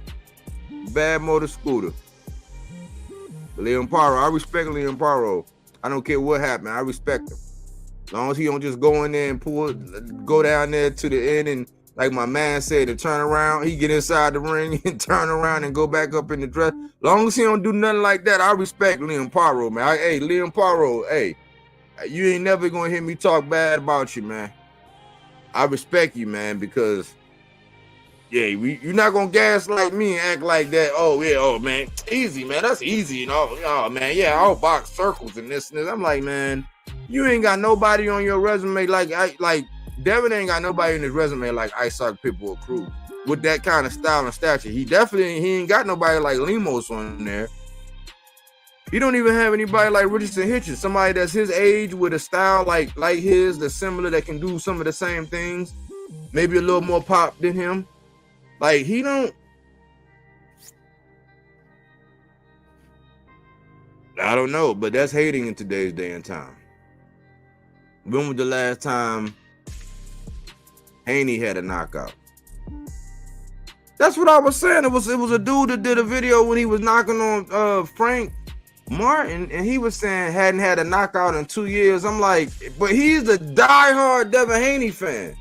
I'm like, that's why I say this is political, because I'm realizing a lot of people that be on the BS that Bud be doing, those be the same ones that agree with the BS that Devin Haney be doing. Like, they're OnlyFans. That's why the logic is alike. But they can knock somebody else for something else that their fighter ain't even doing or hasn't done. And we're in the era now where a lot of people are getting credit for things that they could pop, like their potential to do things, when other people were actually doing them. That's the era we in now, because he get a lot of credit for stuff that he could do potentially that he has yet to do while others are doing it. I mean, Teofimo Lopez, he had a bad performance. Maybe he need a get back fight, but he ain't running down beating on the door for Subriel Matias. He acting kind of funny. It's mighty strange that he didn't say the IBF route. He said, I'm going the WBA route after this. Stop me when I'm lying.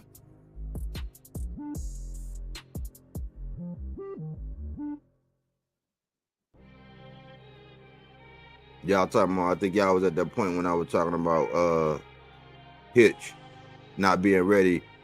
They have to be shook. He's the boogeyman. Everybody running from him. It's funny, man. It's fun. I haven't seen nothing like this in a long time, though. I mean, I seen Mr. Gary Russell. Mr. Gary Russell was one of the most ducked boxers. Ironically, Regis Prograis was ducked for a long time too. There's a lot of people that didn't want to go to that Regis Prograis. Like, regardless of what y'all think about his last two performances, Regis Prograis was ducked for a long period of time too. Look at Ergashev's KO. They throw the best to Matias, but look the record of the other champion. Yeah, I respect Teofimo Lopez's resume though. Fact. I give Devin credit for I kind of don't want to give him credit for Lomachenko, but I gotta give him credit for Lomachenko, and I give him credit for Regis. All that other stuff before that, that's like you just kind of like you're just now arriving. You're just arriving with the Lomachenko and the Regis. You're just arriving at that point.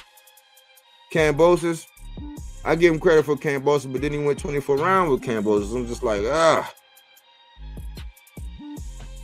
George Martinez, body work, let him know.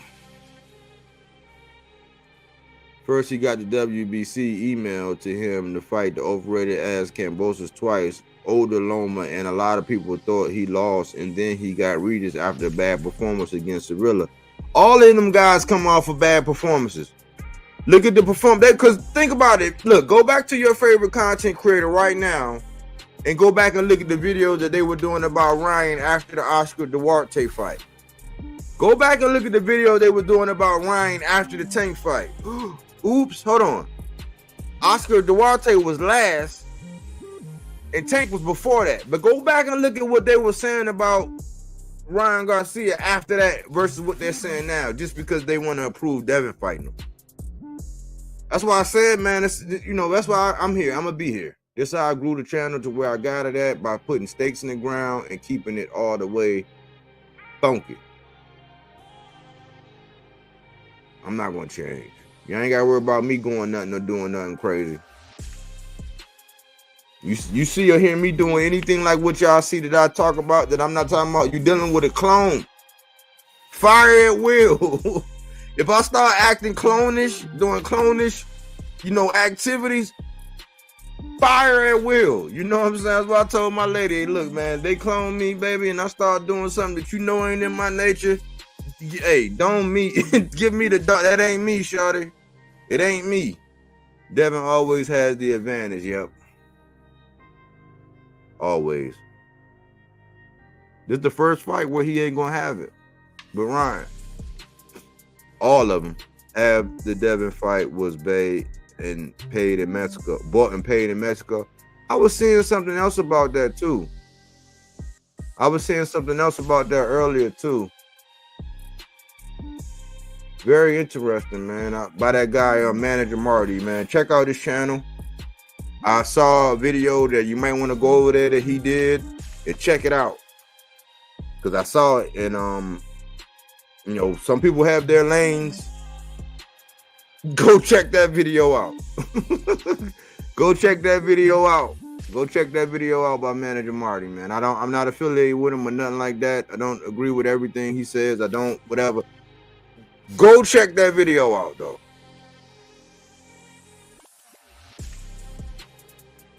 All the opponent of T.O., Haney, and Taylor made for them. All things said, Hitchens showed some dog in him. I want to see if Devin can do the same if he get in a fight like that.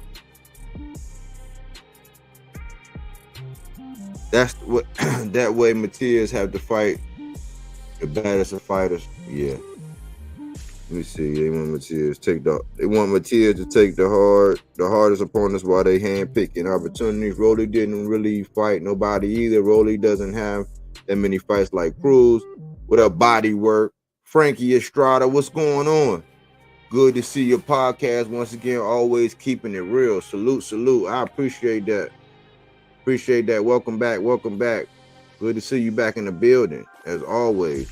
The last 5 fighters that Matias fought, if they fight all the other champions, they're going to have problems. Exactly. That's why I say I'm starting to hear people say, oh man, it's not all about the resumes, it's about who you fought. It's like, well, are you looking at who these guys have fought? Are we just saying it? Are we just saying things? Or have you went back and did your homework? Pitbull ducked Shakur. He ducked Shakur. Pitbull said that he don't want to fight Shakur because he knew he was going to run all night.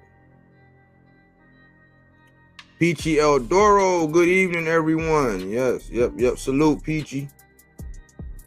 Bro, T.O. got a better resume than Devin, and it's not even close, man. The propaganda is crazy. That's what I was saying.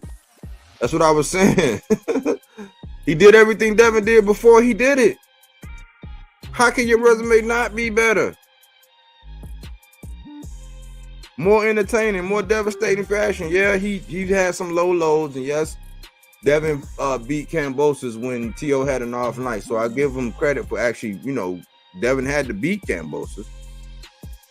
I didn't think he was going to handle Kambosos maybe I was a little bit more higher on Kambosos after seeing him against T.O. So I give him credit for relieving him of that strap. Devin get credit for Kambosos for relieving him of that strap. But as far as the resumes, who they fought and when they fought them, if I do everything before you do it, how much credit do you get? That's like when it comes to this content. If I come out and do content today and I say it today, and you come out and you say it tomorrow, how much credit do you get for it? Yeah, because you're popular and a lot of people watch you. A lot more people might watch you and listen to you more than me. But how much credit do you get if I did it or said it before you did? That's the T.O. Devin situation. Or the T.O. and Tank situation. Because you're going to go from Ryan to Pitbull, and neither one of them was anything when Tank fought him. According to everybody else. Devin on some yes sir with Ryan Loma and Kambosos negotiation. When it comes to Tank and Shakur, he on some with the A-side BS. Hustle and grow. Salute. yeah, I had commented on somebody's video, man, as a channel I used to watch a long time ago. Every now and again, I go back and see what he be talking about because he's one of the biggest Devin Haney knee pad wearing fans I've ever seen in my life, man. It's like, wow. I basically said, he basically was saying, what do Devin got to do to get a fight with Tank and all this other stuff? I said, hold on, man. This guy took peanuts and ran halfway across the globe for Kambosos. He allowed himself to take an unfavorable split against Ryan Garcia when he has the belt as a champion. When he's the former undisputed, so he's a 2-division champion, former undisputed.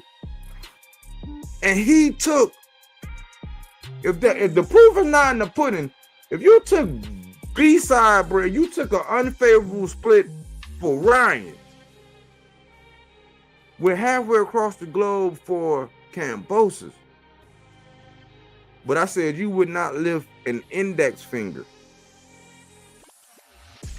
to call out for Tank.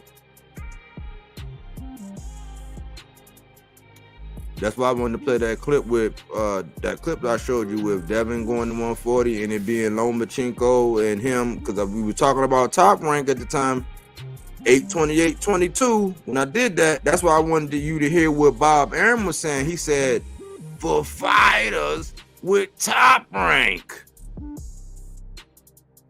it's easy to put the onus on somebody. Like, it's easy to put the onus on Tank and say, oh man, yeah, when is he gonna fight somebody? When is he gonna fight who?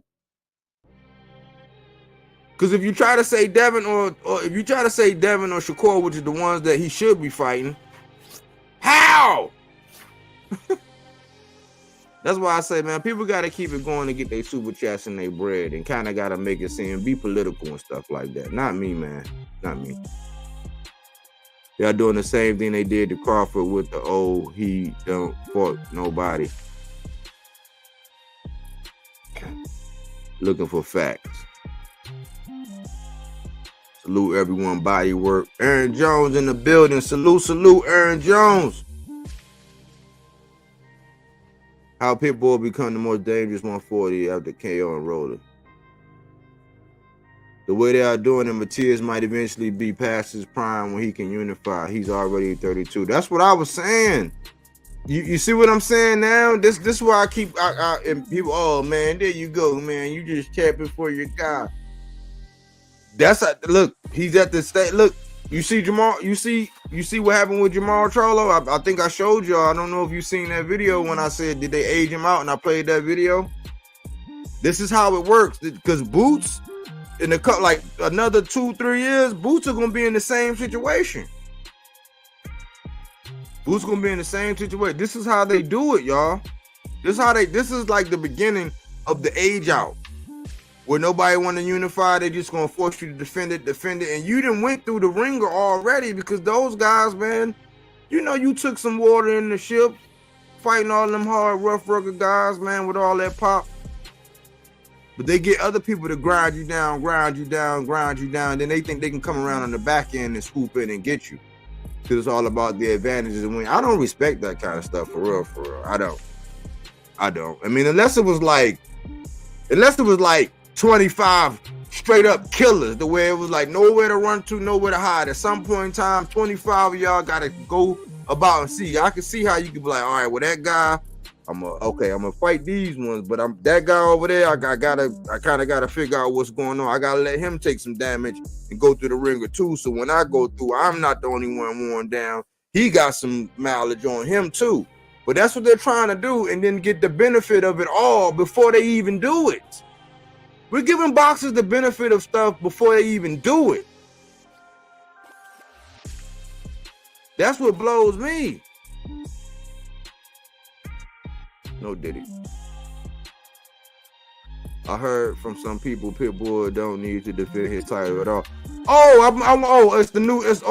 It's called the victory lap voice. Man, this one channel, man, the Victory Lap voice, they always talk about that victory lap stuff. Oh, he deserved a victory lap. That's what they were saying about a victory lap. The Victory Lap voice. The Victory Lap voice. I hear that so much. Like even that every time Devin fighting, oh man, he deserved a victory lap, man. After Regis, he deserved a victory lap. I'm like, boxing getting weird, y'all. Boxing is getting weird, man. Boxing is getting really weird.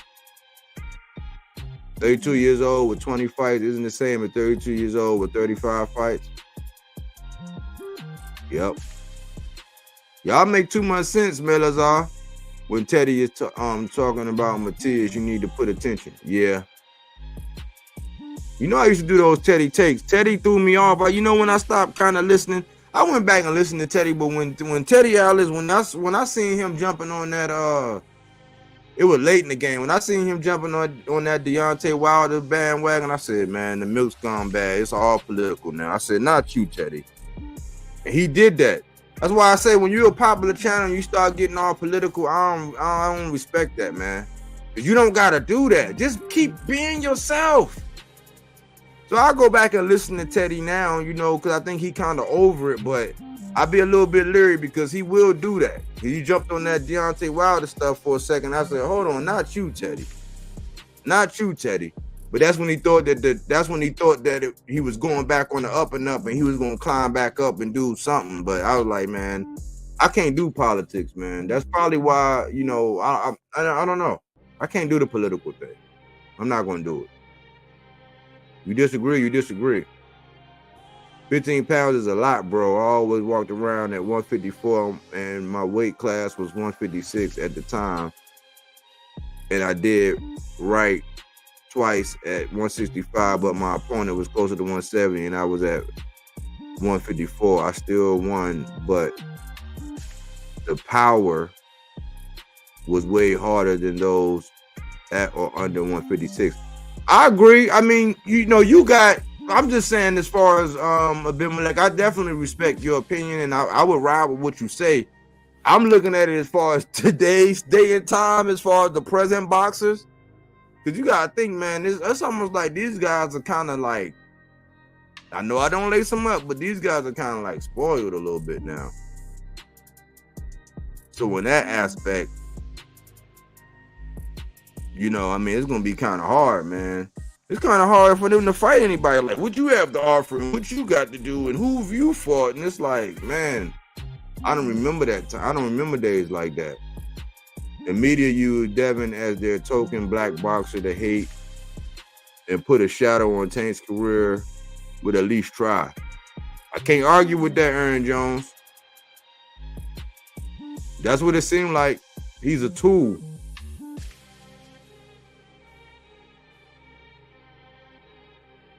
Understand the age thing, but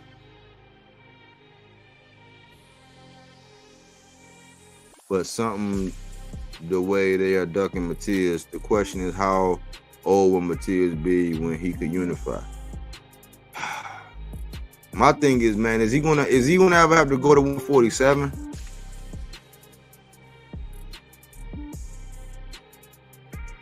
What up, Bodywork? Salute. Fix your green screen app.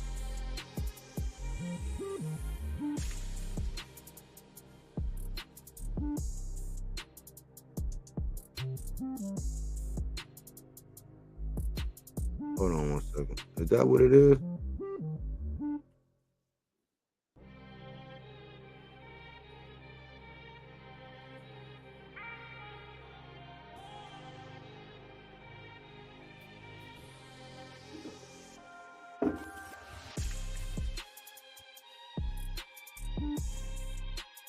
Is that better?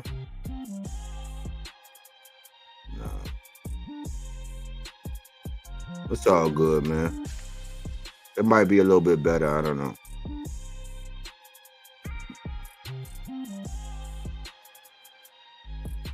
Richardson Hitchens. JT Del Valle. Salute, salute. Gotta work early, but stopping in to hit the like. Salute, big dog. Salute, Roll Rage, man. I appreciate that, man. I don't know if I'm gonna be on here that much longer, but the only thing I know is that Matias is not going to wait for a decision. He's going to knock out or make him quit PR in the house. Salute, PR Boxing. Think I ain't seen you in a minute, man. Good to see you back. Send an offer. That's how. Julius Williamson. Send an offer. That must have been the tank part. He must have been talking about their tank. I don't know. That might have been the tank part. I don't know.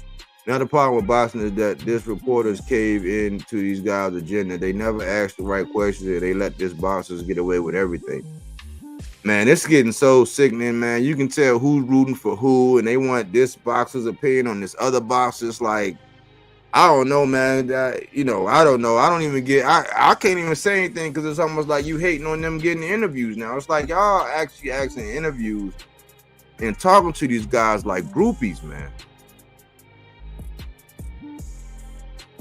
Oh man, what you think about Bud? Like you think he should really, man? But come on now, you arguing with a dude about. Are you arguing with a boxer about his opinion instead of actually picking the boxer's brain about what's on the boxer's mind and what he got going on? It's the weirdest thing. It's the weirdest thing, man. It's all about who you know, and the IBF champion doesn't need watered down titles. WBC and WBA are jokes for the organization. Political stuff is for people that don't have their own criteria. Your face, the green screen. Unification are for the fans. For the boxing, unification don't mean more money all the time.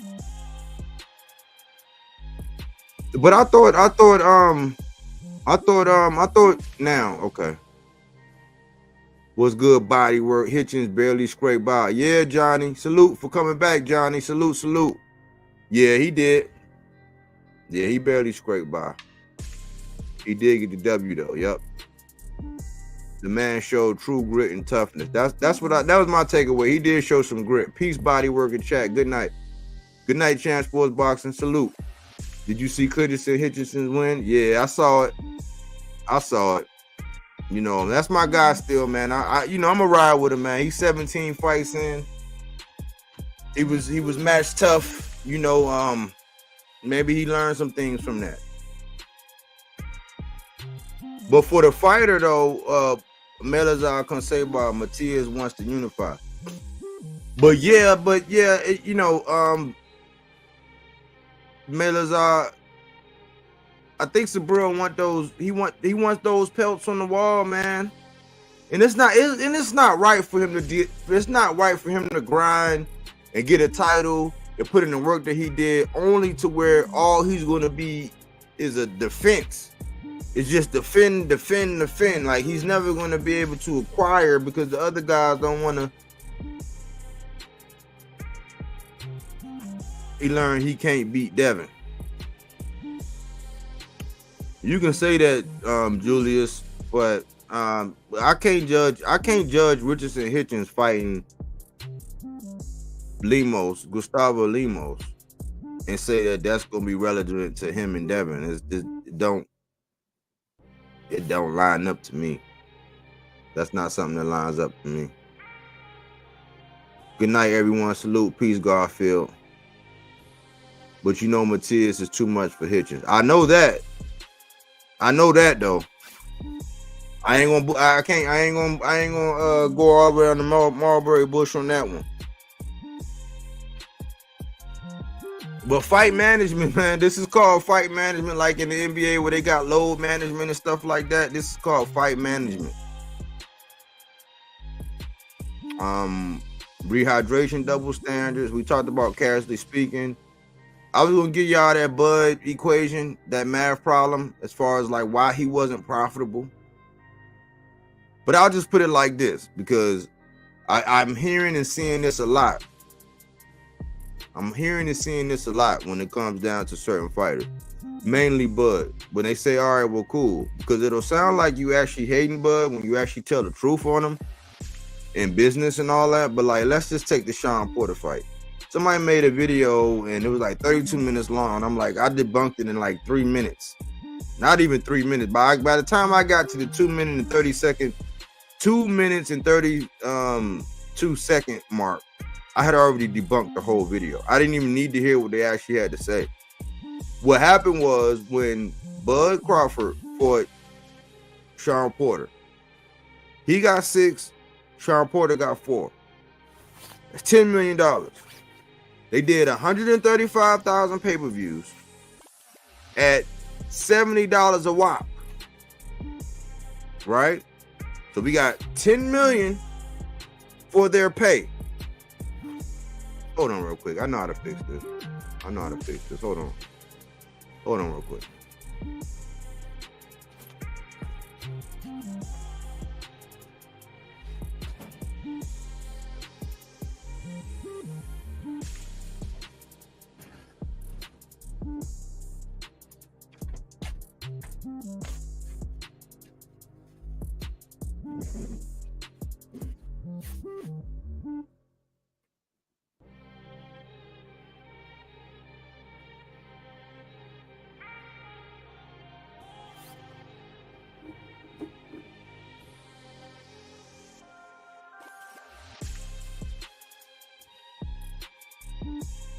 All right. They sold 135,000 pay-per-views, right? At $70 a wop, right? So the purse was 10 mil. So that's out of Bob's pocket. 10 mil for the purses. 6 to Bud, 4 to Sean. They sold 135,000 at 70. They made 9,450,000. So you had a deficit of 550, right? Then you got the gate. They say the gate did, like, let's round it off to 11.7. The gate did 11.7. I don't know what the cost of that was, but that's the missing mark. But if you say the average of those 11.70 was like $70, or those 11.7, if you say the average was $70, that's another $1 million at the gate. So that would put you in the positive of about, was it? We had 550 minus $1 million. That'll put you right back at the 450. So that was your profit from the purses minus the pay-per-views minus the gate. You still gotta have network costs, venue costs, promoter costs, and all those fees gotta come out of that. That's why Bob was losing his shirt.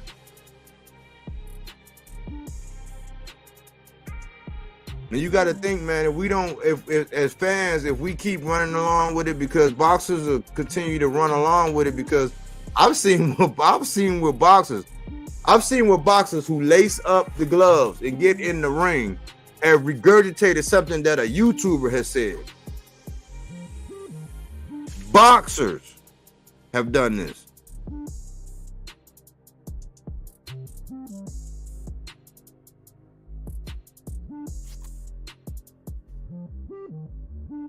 Arnaldo Nieves, Saludo's body work in chat. Salute. UConn winning, you don't mess with the hoops. Yeah, I used to though, Jose. I'm boxing monogamous though, Jose. I would have loved to see UConn, man. My man used to play for UConn. My guy I grew up with played for UConn. I give it to Hitchens because he was able to survive. I bet Hitchens was going down by 6 rounds. That's what you bet? If he don't have the tool to deal with C-level fighter, he's not beating an A-level fighter. I don't know. I mean, I can't say Lemos is a C-level fighter. And we haven't even seen Devin Haney beat that style, man. I mean, I salute you for being a staunch Devin Haney fan, man. But you sound like you deal with a whole lot of absolutes over there, man. As far as this Devin Haney stuff. What you think the co-main Diego Pacheco couldn't cut off the ring to save his life? What do you think happened? Body work. He was not able to go to the body early. And Sean McCammon was a lot more craftier, and he had a lot more pop than what he was expecting. And he's awkward. So I think that Diego learned that he's going to have to be able to create his offense, and his offense is dependent upon him being balanced with a body head attack. He wasn't able to get on the inside and go to that body, but he's going to have to figure out a way to use his length and his reach, use more feints, and get his body work in early. Because if he can't get to the body early and he's dealing with somebody that's awkward that can counterpunch. Because some fighters actually like to keep keep a clean pocket. I'm seeing a lot of these boxers that the ones that really like to keep a clean pocket, who they kind of the unorthodox or the awkward, they can classical box you all day. But if you got any kind of awkwardness and you will rough it up, almost like the kind of style that Sean Porter would have, like a style like Sean Porter, that style will give a classical boxer like fits. So you got to kind of be able to deal with not always having a clean pocket, always being all like with somebody going to act right. You know what I'm saying? They're not going to act right with you. They're going to be a little awkward. They're going to be a little bit rough. They're going to be a little rugged. You know, he's going to have to figure out how to deal with those guys and command his respect early. And the only way to do that is to go to the body early.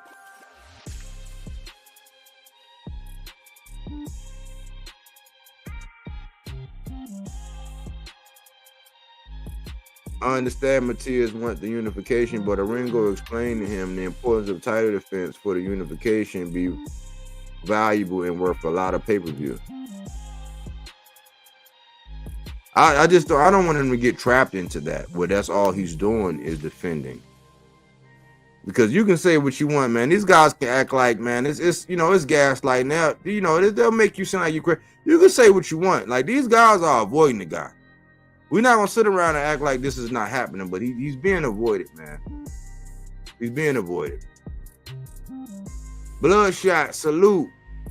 Body work, what's good? Salute, Bloodshot. As always, man, good to see you in the building. TCB guaranteed purse up with drove top rank underneath the ground. A lot of people, when you look at what happened over there with DAZN, when you look at what happened with DAZN, with Triple G and Canelo and all them handfuls of money, and they act like there's a lot of people talking about how PBC was going out and they didn't have the money and they didn't do this, but we just overlook all of that money that DAZN blew. Well, who got the money? It was 3 corporates that got the money when DAZN took all that money. Canelo, Triple G, Devin Haney. You was like, oh, Devin Haney didn't take. Yes, he did. Because of the amount of money he was getting paid versus the butts he was putting in seats in the cells.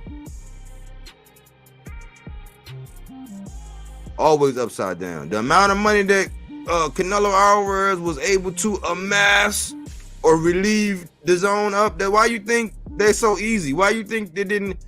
Why you think when he went back over there after the whole PBC ain't have no money and he went back over there to DAZN, why you think that didn't go through? Yeah, because we got a lot of people that just hate on PBC, but they don't want to pay attention to DAZN. They lost a lot of money. They lost a lot of bread. They gave away a lot of bread. Getting them people to come over thinking that you could just throw money at people. Just throwing money at people ain't going to get the job done. You can have all the money in the world, but like a woman of virtue, that ain't going to mean nothing. You can't buy her love. That's how boxing is, man. You can't buy love, man. You know, you can't. Some things you can't buy, man. The money ain't what it's gonna be. You know, Limos was my guy and still my guy versus a lot of the 140. I like him. He definitely got a new fan. He definitely got a new fan in me, Maylaza. I like him. I think he better than Pitbull. I would love to see him and Pitbull clash. That's the fight I would want to see. I think he like Pitbull with more bells and whistles. I've been watching boxing because he did that against Richardson Hitchens.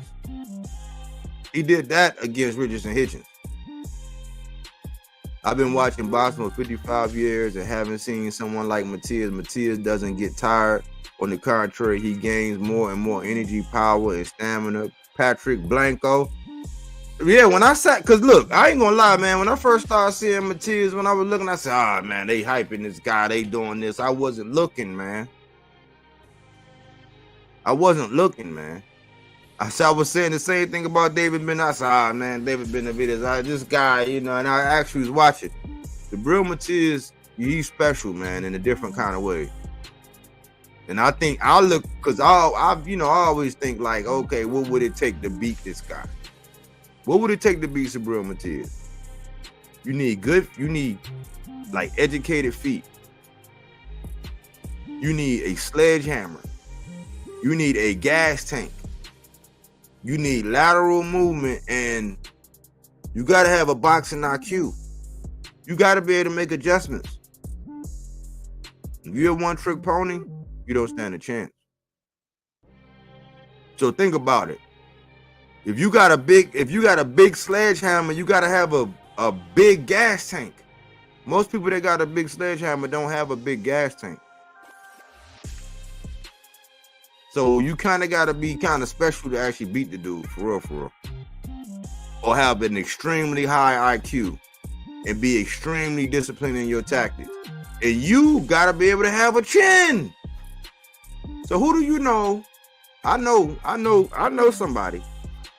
I know somebody, but who do you know with a sledgehammer, a very, very high boxing IQ, educated feet, and a gas tank out of this world with an iron chin?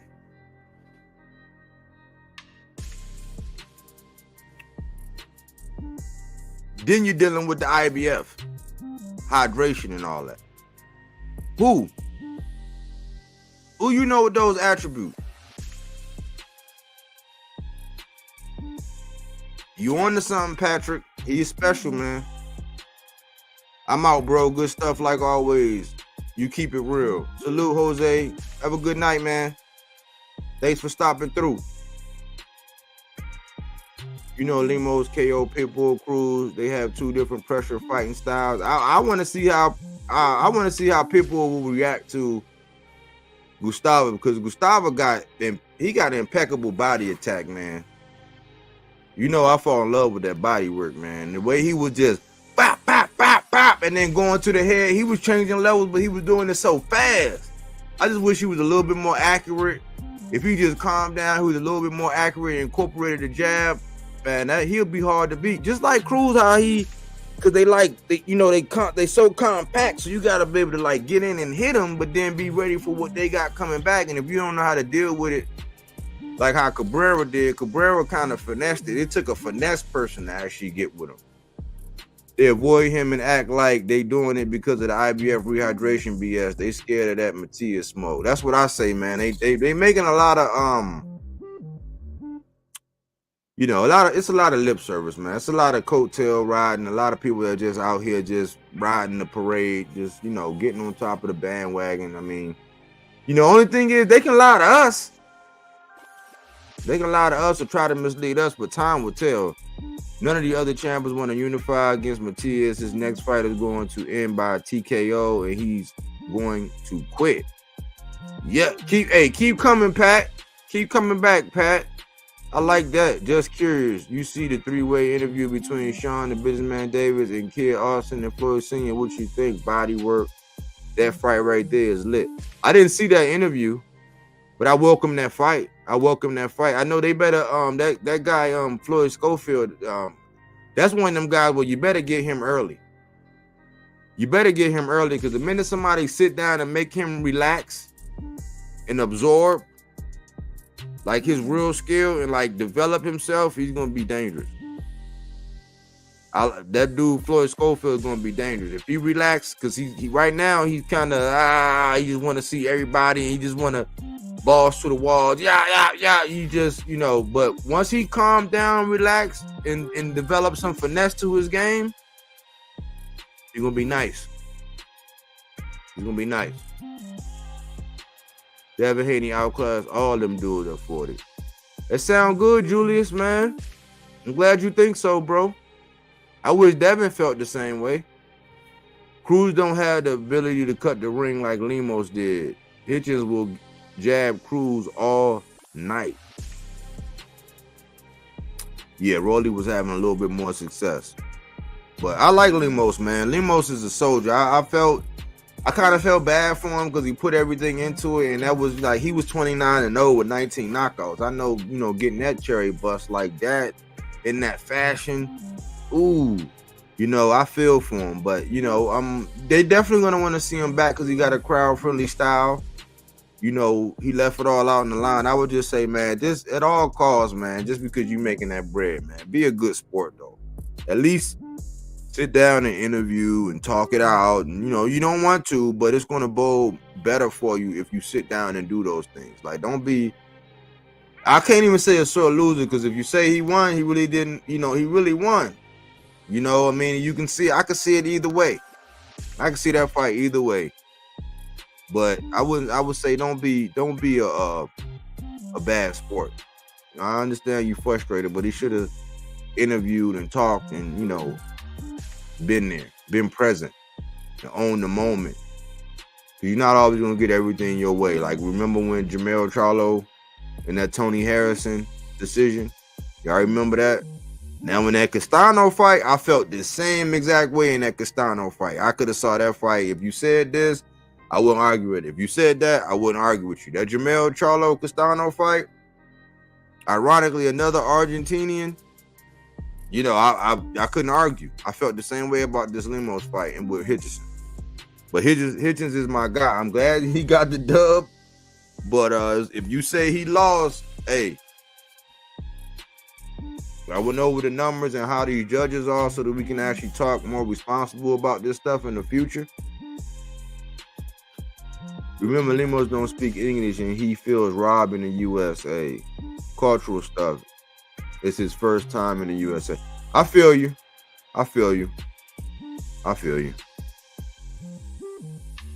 But I think I hit all the points that I needed. I see people dipping out and rolling. That's why I said I was going to try to concise my lives, but it was a lot packed in here. And, we was getting good energy going back and forth. But I thank everybody who came out and seen me, and said what's up tonight and came through and supported. Don't just support the channel. Support the channel. Share the channel. Somebody that might like boxing or whatever, get them to subscribe to the channel. We still growing. Y'all see how I keep it. I'm not going to change, y'all. I'm not going to change. We're going to keep putting the stake in the ground and keep speaking up for what's really going on and really being a pulse of boxing in every sense of the word. But I appreciate y'all like I always do. Salute to the kidneys. Thanks for choosing Bodywork Boxing. But we don't take things for face value. We do that body work.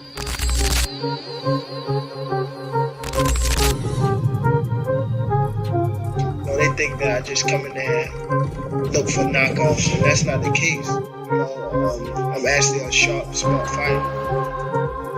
So, what happened? I'm here. Who wants to fight with me? I really don't care who's in front of me. I don't feel like no fighter can beat me.